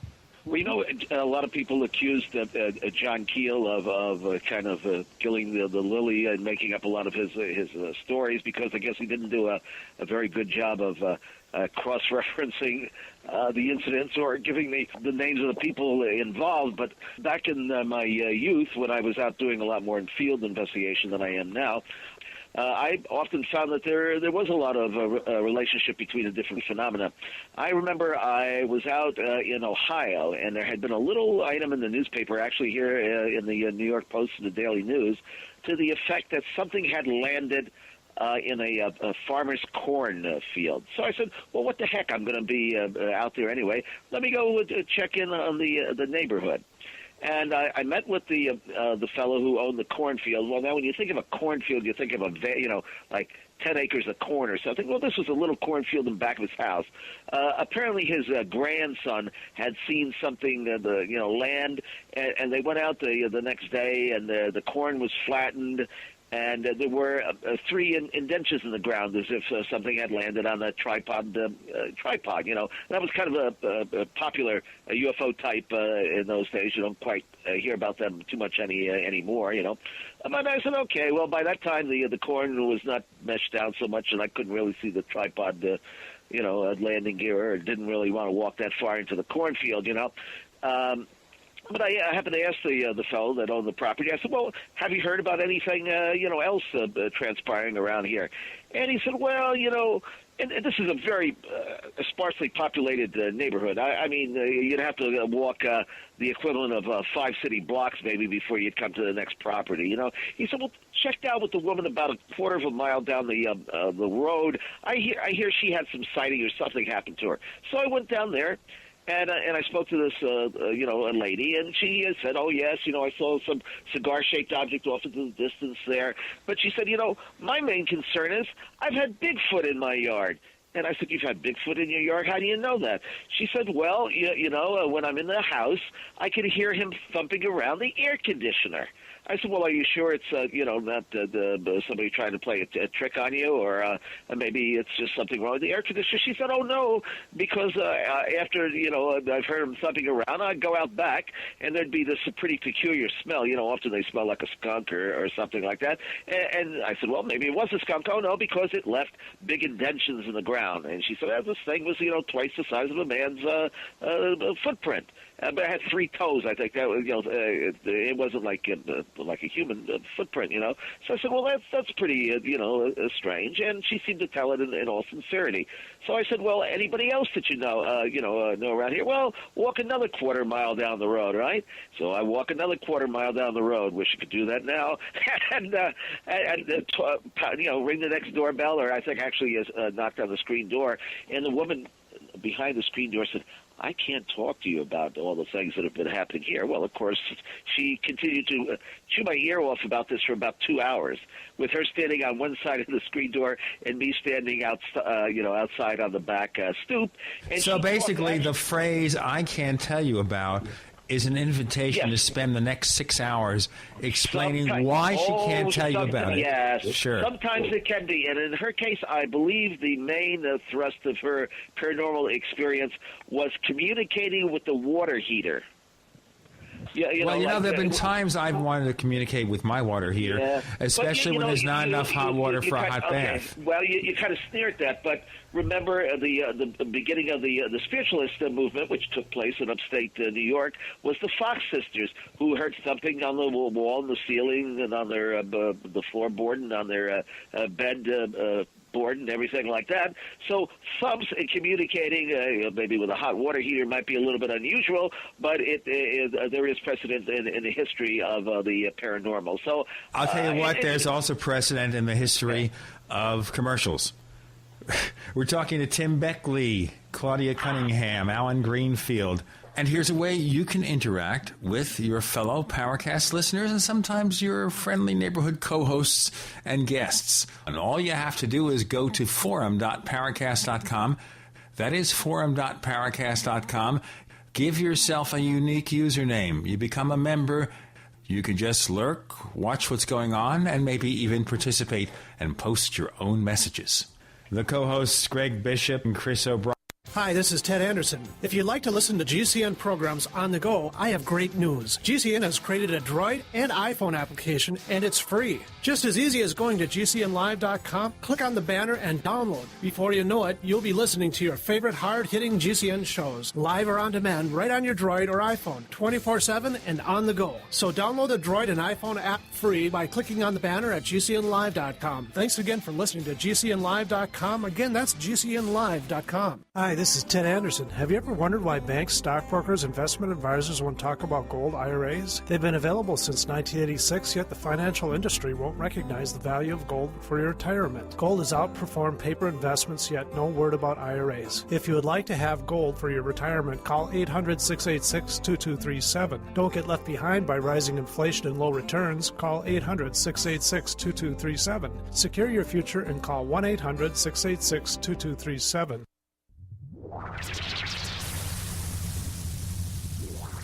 Welcome back to the Paracast, the gold standard of paranormal radio.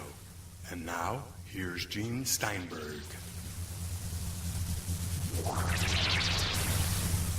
We return. Our co-host is Chris O'Brien. Greg Bishop has departed for the new year. He's going to have a New Year celebration very early. We have Claudia Cunningham, Alan Greenfield, Tim Beckley. And we're talking about the fact that you go into an area where people have unusual encounters, and you find out that the unusual encounters are often far more unusual than anyone would have imagined. Yeah, well, UFO researchers have been think that they're being scientific, so-called scientific ufologists. They go in and they look at one little light in the sky or something that might have landed in the field, but in the meantime, they have forgotten about everything else that might be occurring there. In fact, when you finish investigating the case, like this incident in Ohio, that I was involved in researching years ago, the UFO, the landing becomes the most mundane, perhaps, of all the strange things that took place there. But then strange things are taking place all around us day and night, see? And that's why, even this recently, the press conference on the UFO sightings over the missile silos and complexes and all. Well, that's all very interesting, and it surely does add weight, by the credibility of the witnesses. But I think they missed the point. They're trying to say, well, the aliens are trying to tell us to be careful about our nuclear, activities and proliferation of the so forth on the planet, but UFOs have been seen everywhere. So just the fact that they have been seen over nuclear missile silos or over military bases, I don't think is really that significant, because I used to write for, of course, the UFO Report, which Saga magazine put out in the 70s, and it was quite a publication, and I did articles about UFO sightings over earthquake zones, UFO sightings over major cities. UFOs have been seen everywhere. It's part of the environment since the beginning of time, as far as I'm concerned. So I don't see any particular significance in one incident over another. They're here, there, and they're everywhere. Alan. Yeah. What is your observation about what Claudia has been talking about and the various experiences she has had? Okay, I certainly don't want to be misunderstood to be diminishing it, because I think it's a totally valid experience. It's conceivable that the guy at the dollar store was just a guy at the dollar store who was dressed in black. Heaven knows I dress in black because I'm slightly demented, but that's neither here nor there. At least you admitted. We don't all want to admit we are demented. Some of us would rather pretend to be normal. Why not? In a world as crazy as this is, not to be demented is a very demented thing to do. But in any case, I want to underscore that there are many, many cases of this sort. It is rare that we get someone who has experienced it directly and knows others who have experienced some of these phenomena around cemeteries specifically directly, that as far as I can see, the only thing flying in the story is people, and if we're going to talk about flying people, we'd best talk about medieval witch lore, not Wicca lore, medieval witch lore, and the notion of flying on broomsticks and say, well, those are UFOs. Well, they may be, but the point is, this seems to be a paranormal phenomenon where the men in black, quote unquote, are seen in relation to a place often associated with discarnate entities, with materializations, with ghosts. I have taken a relatively famous photo of a ghost in a purportedly haunted cemetery, and I have, and Eastman Kodak has, a long story, but the KGB had no explanation for it. Whoa. Well, let me just stop. Back up. The KGB had no what? Explanation for it. Where's the KGB involved in this? Well, I wanted to submit the photo to various photo analysts, and I have to be a little bit careful here for him, even at this late date, but I had a friend who had access to the KGB's entire photographic apparatus, and after hours, and he's a photo analyst, and he subjected it to basically all the tests they would run on any kind of, military photo asset, and could find no explanation for it, just as Eastman Kodak, who at that time employed, this is in pre-digital times, a specialist, they could find no explanation for the photo as well. It's not quite as mysterious as it sounds. The KGB wasn't as mysterious as it sounds. Ugly, yes, but we were just talking earlier about the CIA scaring the bejesus out of people in order to disrupt the communists in ufology, whoever that may be. I probably come closer than anybody else, and I'm not that close. If Social Democrats count, I guess they do, and I guess they do for Ed Beagle, but not anybody else. Hi, Ed, but and the Tea Party, but there was relative open access, and the period we're talking about where it was analyzed was that transitional period in the late 80s, early 90s, between Glasnost and the fall of the Soviet Union. So it was a kind of an open era, but the photo analysis was, I would consider, as good as anything that you could get in this country, and it wasn't official, but it was done by a person who had full access and full competence to use the entire apparatus of the internal secret police. Nothing. I don't regard that as any bigger than Kodak analyzing it, but it was sort of a backdoor thing. But then one of my books that keeps getting pulled down by its detractors, the only place you can find it for free and not under my control is on a site in Belarus, which really doesn't care very much about U.S. copyright laws or people that might sue, and since I don't control it, they can't really blame me for it. But I'm happy to see it up there. It's in a PDF and it's on an unrelated subject, or what is probably a related subject, the occult, but which ufologists seem to think is an unrelated subject, something I'm trying to change.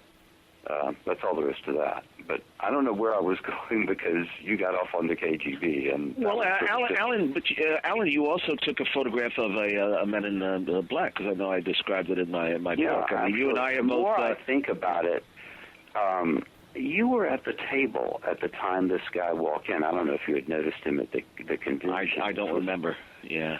But, it was not like, he wasn't glowing or anything. It was when I confronted him that things got really weird. I thought he was, somebody doing a man in black. But, of course, when I confronted him, and I just decided to do that on the spur of the moment, because we had a lot of witnesses around, and, of course, he seems to remember, but, and some of, Gray was there, Jim was there, Jim Mosley was there, but, some of them have gone on, and some have differing memories of events than I do. But we're going to get into one of those instances, by the way, with Tim Beckley and his photograph of someone who may be a man in black in a moment. But go ahead, Alan.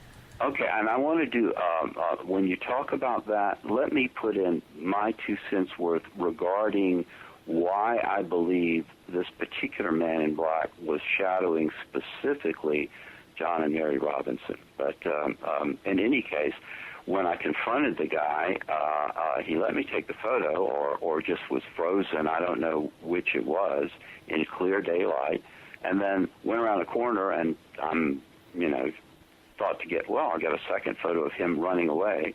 Well, he wasn't running, he was walking, and if he ran after he got to the corner. It may have been 2 seconds. It was a Sunday in Charleston, West Virginia, which is as much as saying you could shoot a cannon off on the street and hit nobody. So there wasn't a lot of traffic. There weren't a lot of people. There were. I turned the corner, maybe tops 2 seconds after him, and he was gone. Now, this episode is continuing, but this segment is gone because that's how it has to be. Our co-host is Chris O'Brien. Greg Bishop was here a little bit earlier. We have Claudia Cunningham, Alan Greenfield, Tim Beckley. The man around the corner is gone. I'm Gene Steinberg. You're in the Paracast.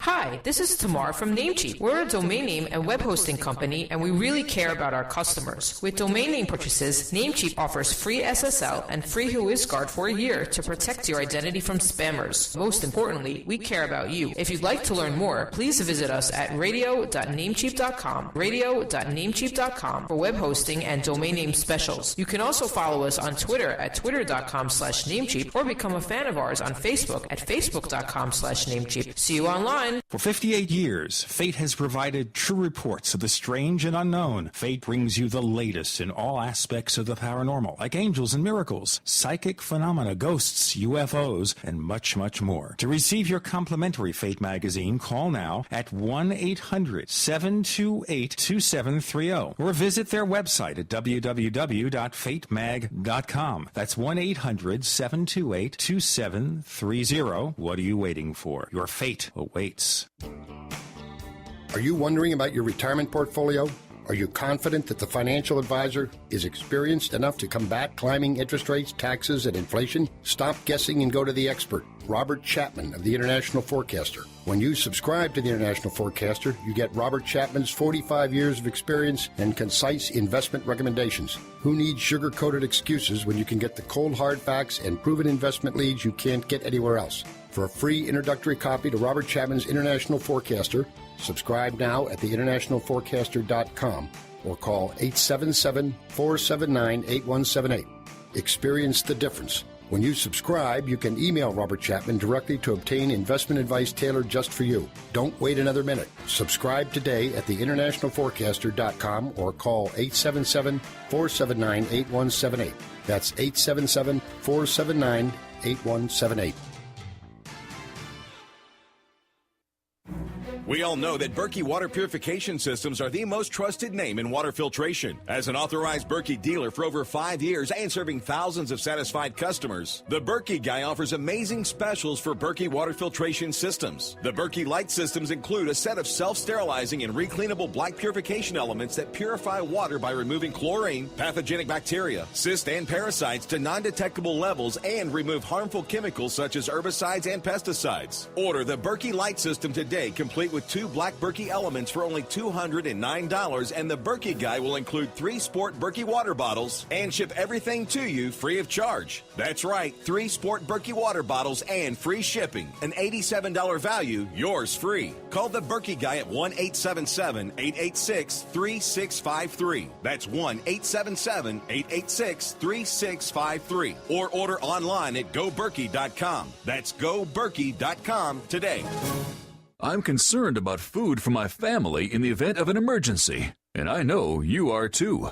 Are you ready? Don't wait for an emergency to happen. Put a plan together now with quality dehydrated food from Ready Reserve Foods. For nearly 40 years, Ready Reserve Foods has been in continuous operation, canning the finest in dehydrated foods. Other companies just broker canned foods. Ready Reserve is the manufacturer, controlling quality from start to finish with double enameled cans and nitrogen packing for maximum shelf life. Ready Reserve offers a balanced selection of fruits, vegetables, dairy products, proteins, and grains. Choose from a variety of pre-selected units or order by individual can to customize your own plan. When you purchase from Ready Reserve Foods, you are buying factory direct at wholesale prices. Call today for a free catalog, 1-800-453-2202, or visit ReadyReserveFoods.com. Call 1-800-453-2202. Ready Reserve Foods, factory direct, wholesale pricing.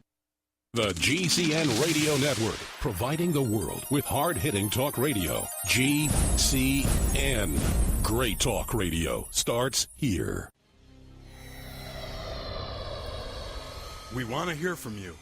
If you have a comment or question about the Paracast, send it to news@theparacast.com. That's news@theparacast.com. And don't forget to visit our famous Paracast community forums at forum.theparacast.com. Get in on all the action at forum.theparacast.com. Okay, we will look around the corner in a moment with Alan Greenfield. Our co-host is Chris O'Brien. We have Tim Beckley, Claudia Cunningham. Alan, okay, so only a few seconds pass. You turn the corner. He's not there. Okay, let me re-emphasize. 2 seconds tops. I mean, I'm being very generous there. I turned the corner. He turned the corner as soon as I took the photo, and I turned the corner immediately after him. I was no more than 8 feet behind him.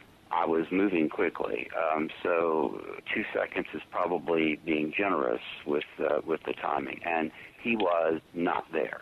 I did not see him disappear in thin air, but I looked very carefully around me, and there simply was no indication that I had that he could have gone in another door, because there weren't any. It was a kind of around the corner. It was a non-retail type neighborhood. In other words, warehouses and so forth. There were no entrances within easy reach of him, no cars that he could have gotten into, no place that he could have hidden that was in broad daylight. He disappeared. The fact that I did not see him disappear at that moment is unfortunate, but the fact that he was gone, I would say, disappearing in thin air is more likely than any other explanation that occurs to me. and I've had a lot of years to think about it, and I had a lot of years before I even mentioned this to anyone.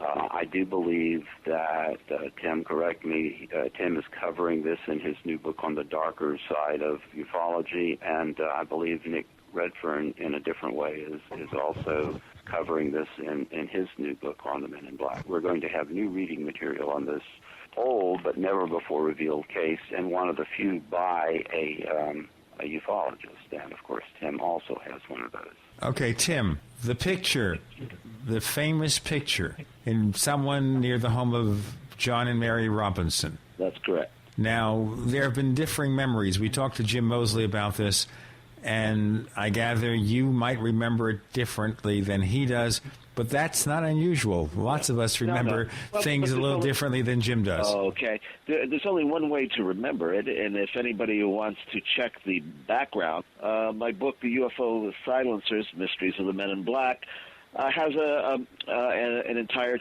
chapter that Jack Robinson wrote about the incident. So we could sway to what happened to through his eyes, because he was actually the one that this was all happening to. Anyway, back in 1966, 67, there was a rather large continuing wave of UFO reports and landings in the metropolitan area.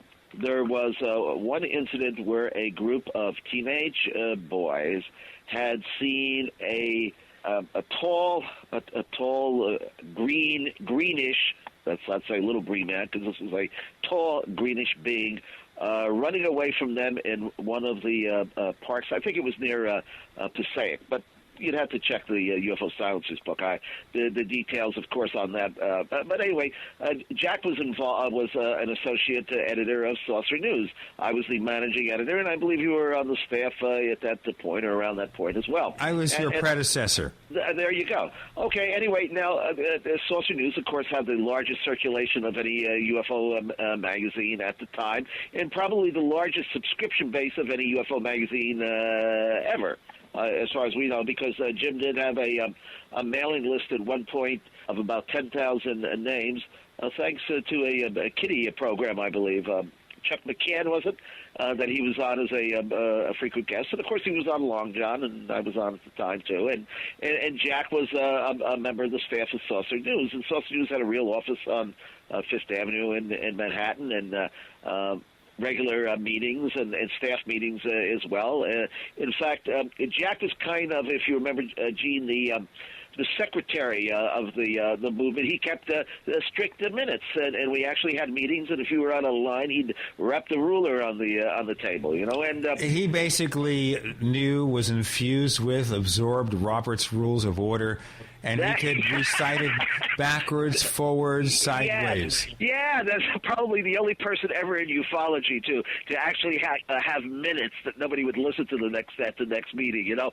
But Jack was a somewhat serious researcher. He was on Long John quite a bit. He was friends of Augie Roberts, Dominic Lucchesi, and all the other Gray Barker, of course. And Jack was a collector of tales about the subterranean world of Richard Shaver. I remember we used to talk quite a bit about that. In fact, Jack did a couple of chapters for some of my books on the Shaver mystery and the Inner Earth. Anyway, there was this flap of sightings, and the most pronounced one being the boys who were chased this green-skinned being through the park. Okay, anyway, there was another investigator by the name of Smythe. I think his first name was George Smythe, who actually interviewed the boys in a group. And they were standing on a street corner, I think in the town of Elizabeth, which you don't necessarily want to do. Take your time doing it. Anyway, while he was interviewing the teenagers, they noticed across the street there was this typical MIB type Cadillac or black car parked there, with the window just rolled down perhaps an inch or two, and maybe some eyes peering out from behind. Well, George Smythe reported all the goings on, the ufological goings on in the neighborhood to Jack Robinson, who was the point man with Saucer News. And Jack would put all this material together, and he kept it in a file in his house and talked about it on the air and wrote an article for Saucer News, which Jim doesn't even remember publishing, I bet, because that's where it originated. Okay, so when Jack would go to work every morning, he worked at a bank in Manhattan, he would take the PATH train over. He'd leave to go to work maybe about 7:45, 8 o'clock. And his wife, Mary, a very delightful, charming lady who was into the paranormal phenomena. She fooled around, if you remember, Gene, with the Ouija board, and they were characters. There's no doubt about that, you know. And anyway, while Jack was on his way to Manhattan to bring home the bread, Mary was out buying it. And she would do her shopping and errands around the neighborhood. I believe they lived on Palisade Avenue, which is kind of a semi-busy area of Jersey City, at least at that time. And it was kind of a middle-class standard residential area. Apartment, old apartment buildings and That's things, right. like 4 or 5 floor apartment buildings. And I think they lived, if I remember correctly, on the first or second floor. Anyway, while Mary would go out to do her errands, she noticed that standing in the doorway next to their building would be a gentleman dressed in black, kind of strangely just sort of recessed into the doorway, apparently keeping eyes or tabs on the neighborhood and apparently on who would go in and out of their front door.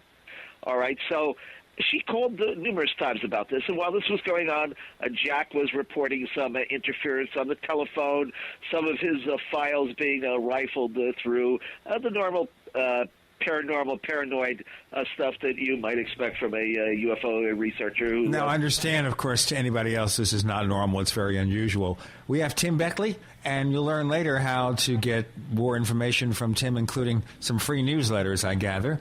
We have Alan Greenfield, Claudia Cunningham. Our co-host is Chris O'Brien. I'm Gene Steinberg. You're in the Paracast.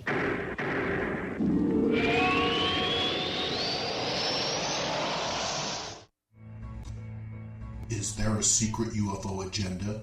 Do strange creatures from the darkest corners of the mind roam the earth? Is there evidence for mind control, time travel, or devious government conspiracies? Find out the inside scoop on the latest conspiracies, paranormal activity, and Fortean phenomena when you subscribe to Tim Beckley's Conspiracy Journal. It's jam-packed with stories, special book and DVD promotions, and the best news, it's absolutely free, sent right to your mailbox. Plus, a bonus free email newsletter sent out every Friday. Simply send an email with your name and address to Mr. UFO at webtv.net. That's Mr. UFO at webtv.net. Find out what they don't want you to know.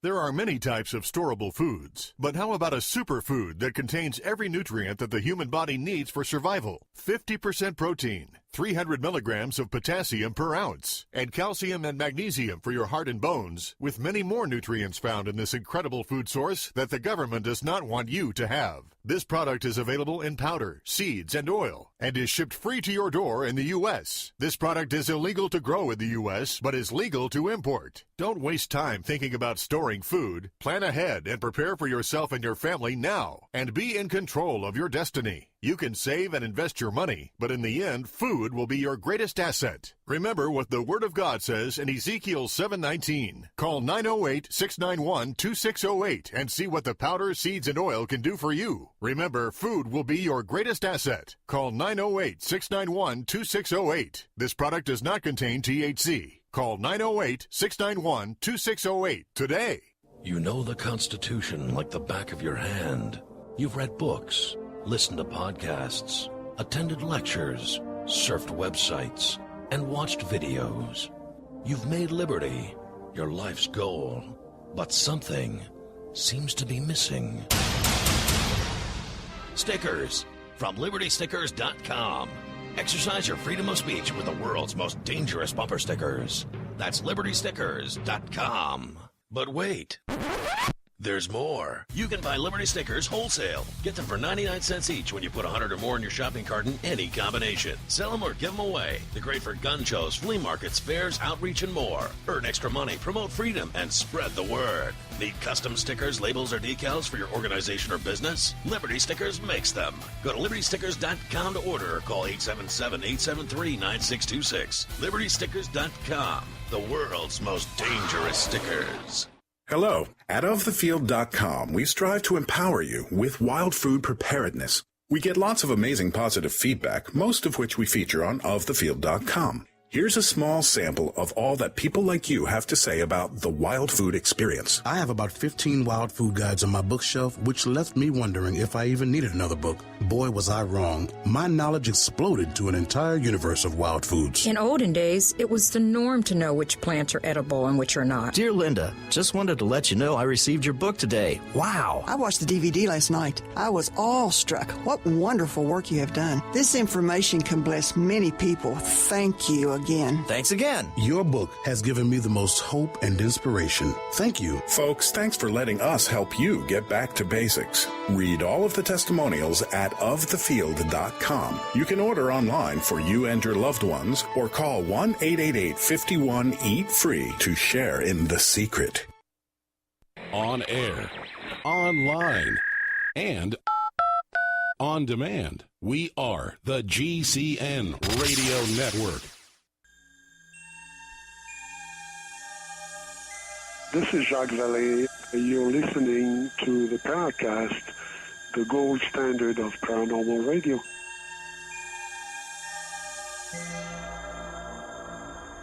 So, Chris, my friend, listening to stories like this, and we'll have Tim continue this story about this man in black or whatever who was watching outside the home of John and Mary Robertson in New Jersey. What is your take about all this?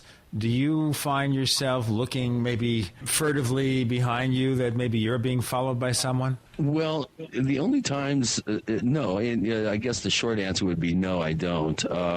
I have had some periods of time during my investigative work where I started getting involved in researching certain subjects that were probably a little dangerous when it comes to the government and government activities, facilities, that sort of thing. And I did have a period of about 6 months where there were people reported following me. I did have a visit from a man in a brush safari suit who looked like he was straight out of some spy novel. And, I have had some pretty interesting computer situations where impossible things would happen to my computer and that sort of thing. That's almost going to have to bring you back on just to talk about that. Yeah.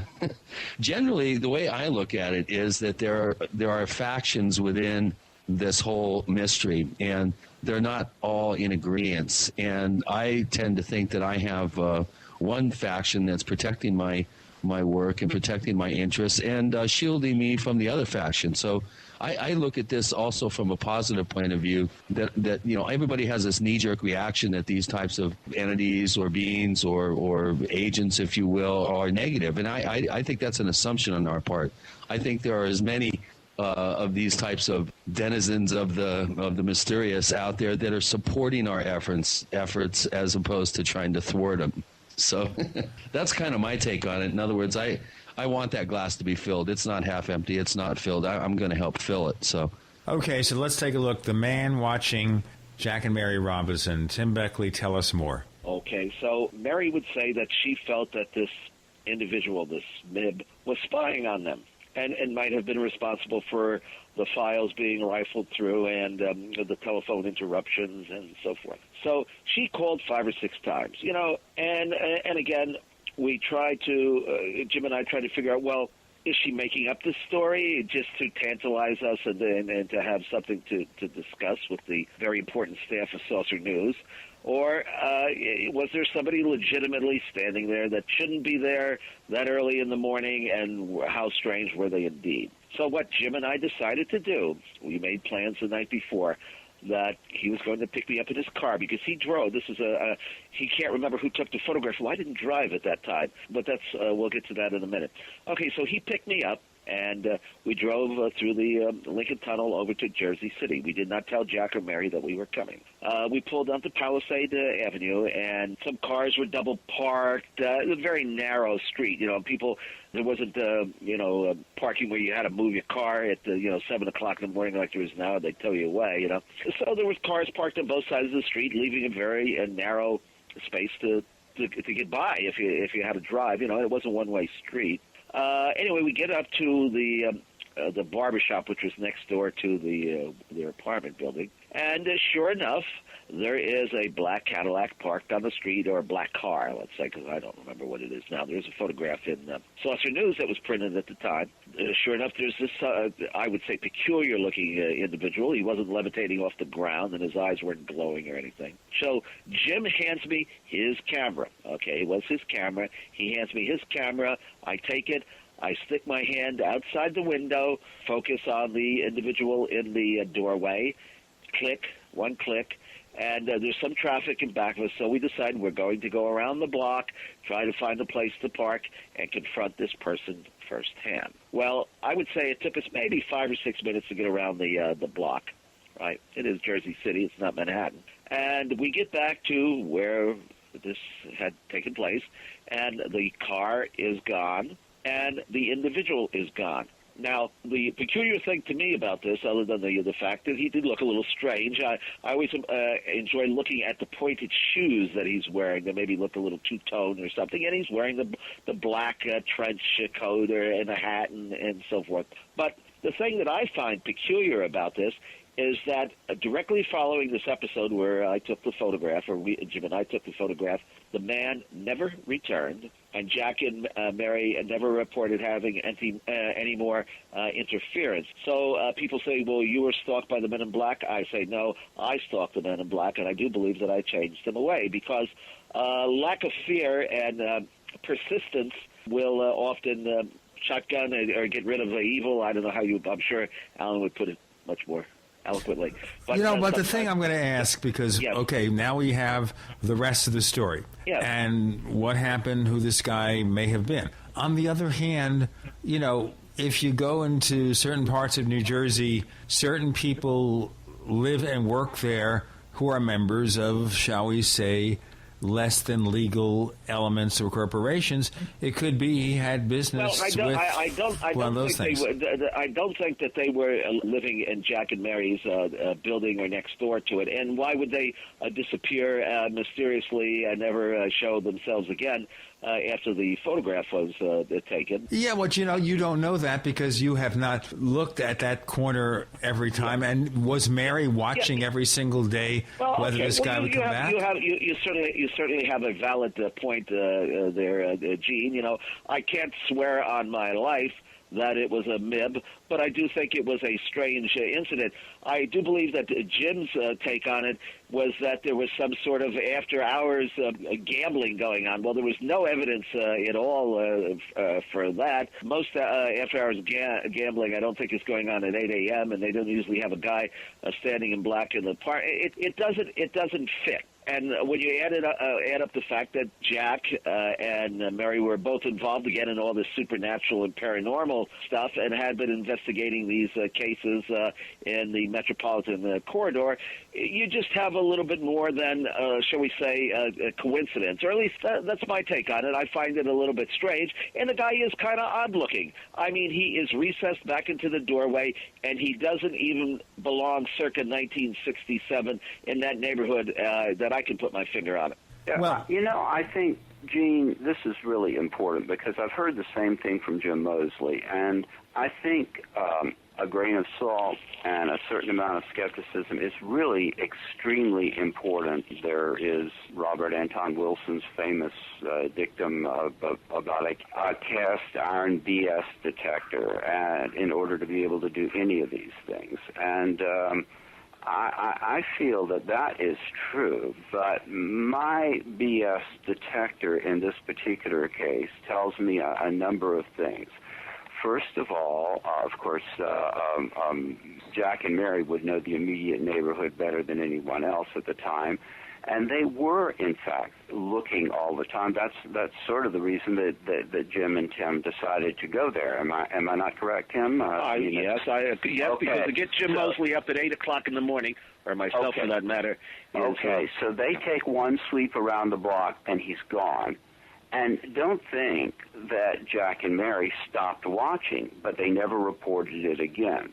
So the odds are that this supposed racing tout, numbers taker, gambling den, opium den, whatever, that really doesn't, they're going to get scared off because, forgive me, Jim and Tim drive by once and take a picture? That does not compute. On the other hand, it's consistent with my own experience of you go once around the block, and of course they took a little more time. They were in a car, but nevertheless, gone. And as far as we can tell, I presume they're both no longer with us, but I presume Jack and Mary continued to watch and didn't see it anymore, so stopped reporting it. They would have continued to report it if that or another guy had continued to be there. Going to ask a silly question here. Have you had an experience that you think is related to men in black? Let us know about it. Write us, news@theparacast.com,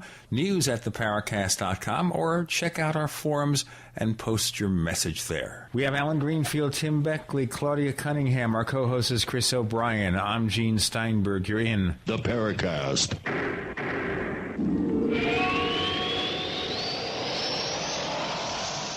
Are you ready to order the official Paracast t-shirt? You asked, we answered. We're now taking orders for the official Paracast t-shirt. It comes in white, 100% cotton. The front of it features the same logo that we have on our community forums. On the back it says, separating signal from noise. To order the official Paracast t-shirt, here's all you have to do. Visit our new online store at store.theparacast.com. One more time, that's store.theparacast.com. You can use a major credit card to place your order for the official Paracast t-shirt. Hey neighbors, we have one more thing to talk about, and that's more merchandise at the official Paracast store. We have hats, we have jackets, we even have a flip video camcorder customized with the Paracast logo at the official Paracast store. It's all now available at the official Paracast store, store.theparacast.com.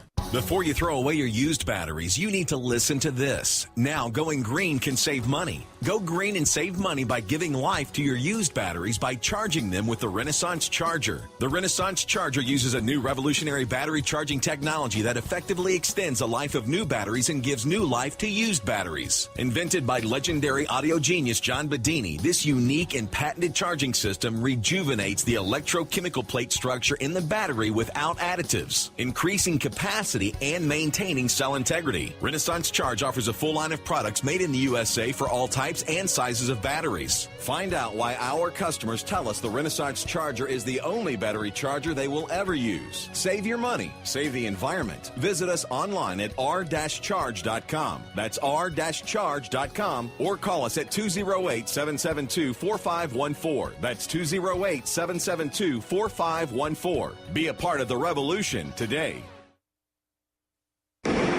Hi, I'm Mark Craighead, founder of Crossbreed Holsters. I designed our top-selling holster, the Super Tuck Deluxe, to solve the problems of being poked, pinched, and gouged while carrying concealed. The Super Tuck Deluxe is the most comfortable, most concealable holster on the market today. We offer a 2-week free trial and a lifetime warranty. Visit us at crossbreedholsters.com.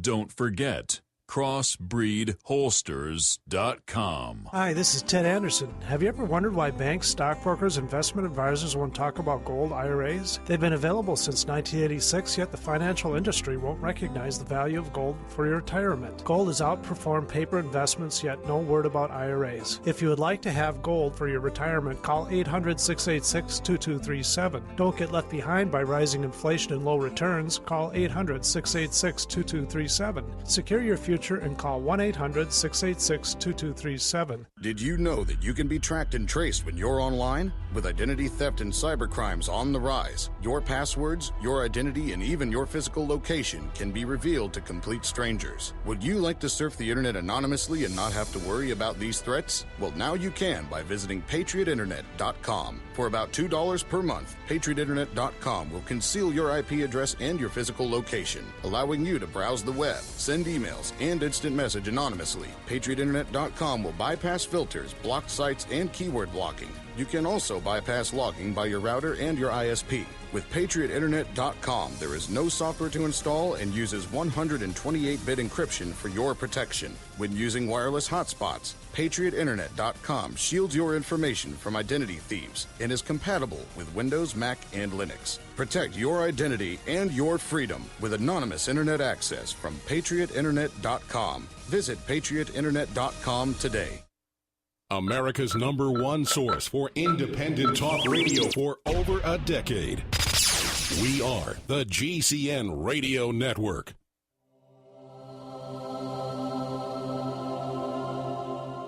This is the Paracast. You never know what's going to happen next. Of course, we're talking about the Men in Black in reality, not the movie with Will Smith or Tommy Lee Jones. I understand is going to be a Men in Black 3. Our journey coming to an end soon, looking for the Men in Black. And maybe the Men in Black or a Man in Black was hanging out at the home of the late Jack and Mary Robinson years and years ago.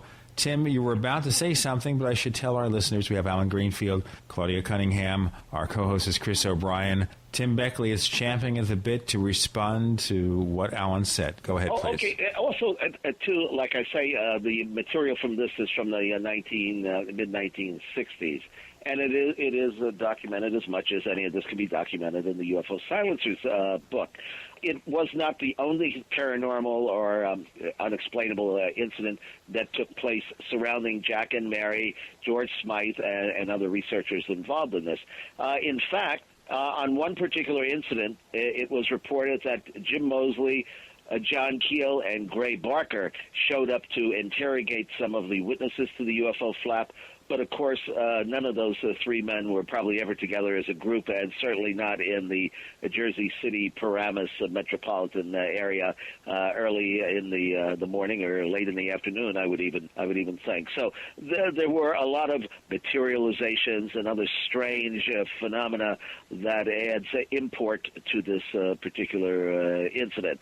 But I've just told you about my own. I can tell you about what happened to me and how I was involved in this. Now, I'm more concerned, never mind these mid-types or this guy in the doorway, I'm more concerned about actual threats that have been made to me. I believe now that some of these MIBs are zombie types, that they are actually mind-controlled by someone or something somewhere, that they are perhaps earthly in origin, but they are easily people who are swayed and go out and have no memory, perhaps the next day, of even what they've done. I've had one case where a gentleman, I use that word carefully and in quotes, would repeatedly call me on the phone and threaten me. I never give out my exact location, so he didn't know where I was. But this went on and on for several months, and I didn't even call the police. And it turned out that he was somebody who was living apparently in Grand Central Station. And I know from talking, I did trace his family down, actually. They lived in Florida.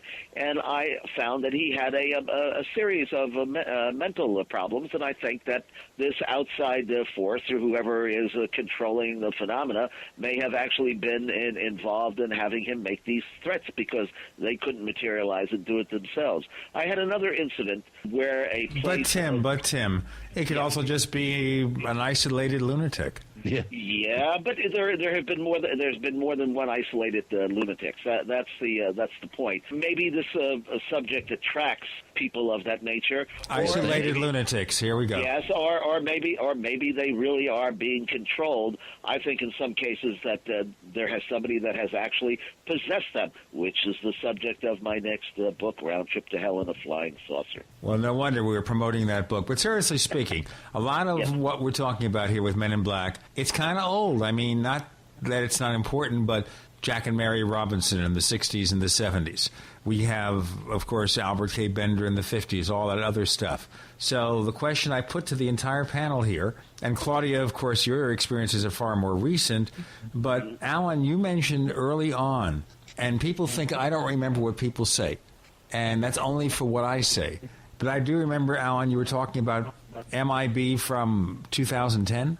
Gene, I recited a long case that took place in the 1990s on this program earlier on. Right. Listen to it again. There are cases that are more recent than that. The most recent that I know of was, I'm going to keep it a little bit anonymous, but I would be glad to reveal the details to you in private to validate it if you need it. But a friend of mine was going to do a television program, a network television, well, whatever they call it now, large cable system television program on the subject of the Illuminati. Now, I happen to have had something to do with the same program, but that's sort of a separate issue.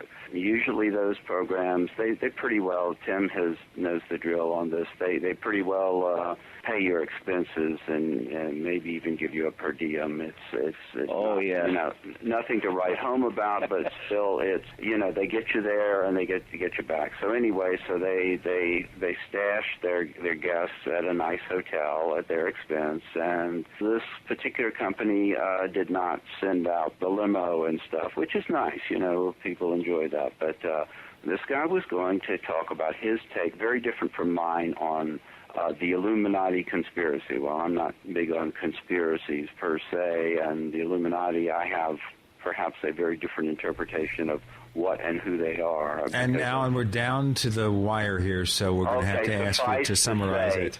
He got into a cab that was supposedly sent for him, and the cab driver, about halfway there, proceeds to tell him not to talk about the Illuminati. The cab driver is dressed as a chauffeur, not as a cab driver, although it was, your standard New York yellow taxi, the type. I mean, I'm sure you've taken them a million times.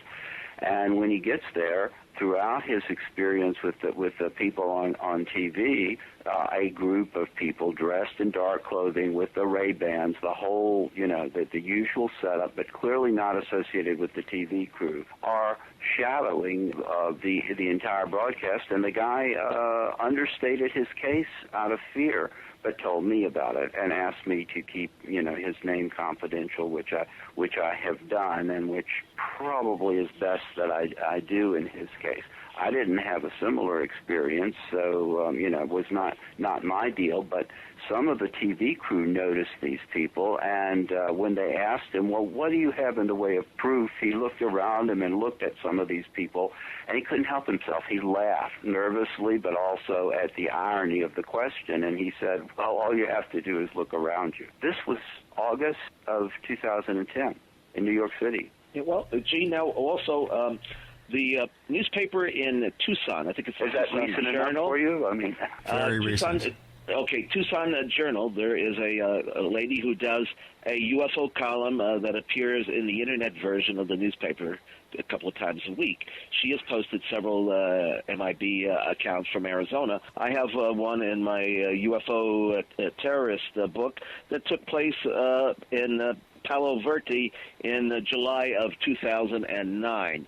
So I think, well, we have two things here. Some people have probably really been silenced and don't talk about their experience, right, because that's sort of the point of all this. And maybe, again, with the movies being out there, they don't want to be thought of as being lumped together with, the Men in Black version that you see on the giant silver screen, which is kind of humorous and meant all in fun, as opposed to the really dreaded fellows out there. I'll tell you what, we're just about ready to close it. Close shop for 2010. Let me deal with you, Gene. Yes. From here on, you say there are recent cases. We've just, in the few minutes we've had left, we've recited 4 or 5 to you. So you don't have to believe any of the phenomenon, but at least cop to there are recent cases. Well, that's good to know. I think our listeners are happy to know that. Okay, Alan Greenfield, where can we find more of the things that you talk about or write about? You Google me, ALLENGREENFIELD, Alan Greenfield, and you will get hundreds and hundreds of places to go to hear more of my either wisdom or ravings, according to whose view you take.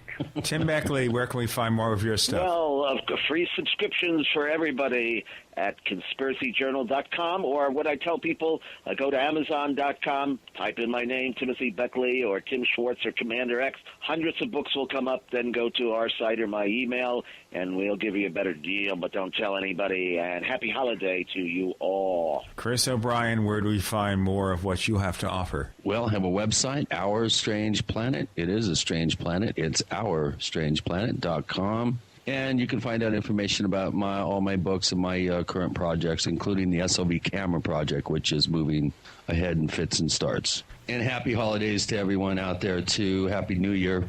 A special thank you to our crew. Greg Bishop, our co-host who was here earlier. Claudia Cunningham. You don't have anything to sell. That's good to know. T. Alan Greenfield, Tim Beckley, Chris O'Brien, our co-host. Thank you all for joining us on the Paracast. Thank you. Good night. Yeah, thanks, Gene. You bet. Bye-bye. Thanks, you guys. Jingle bells, jingle bells. Happy Hanukkah. Merry Christmas. Thank you, and the same to you. The Paracast is a copyrighted presentation of Making the Impossible Incorporated. Tune in next week for a new adventure in The Paracast.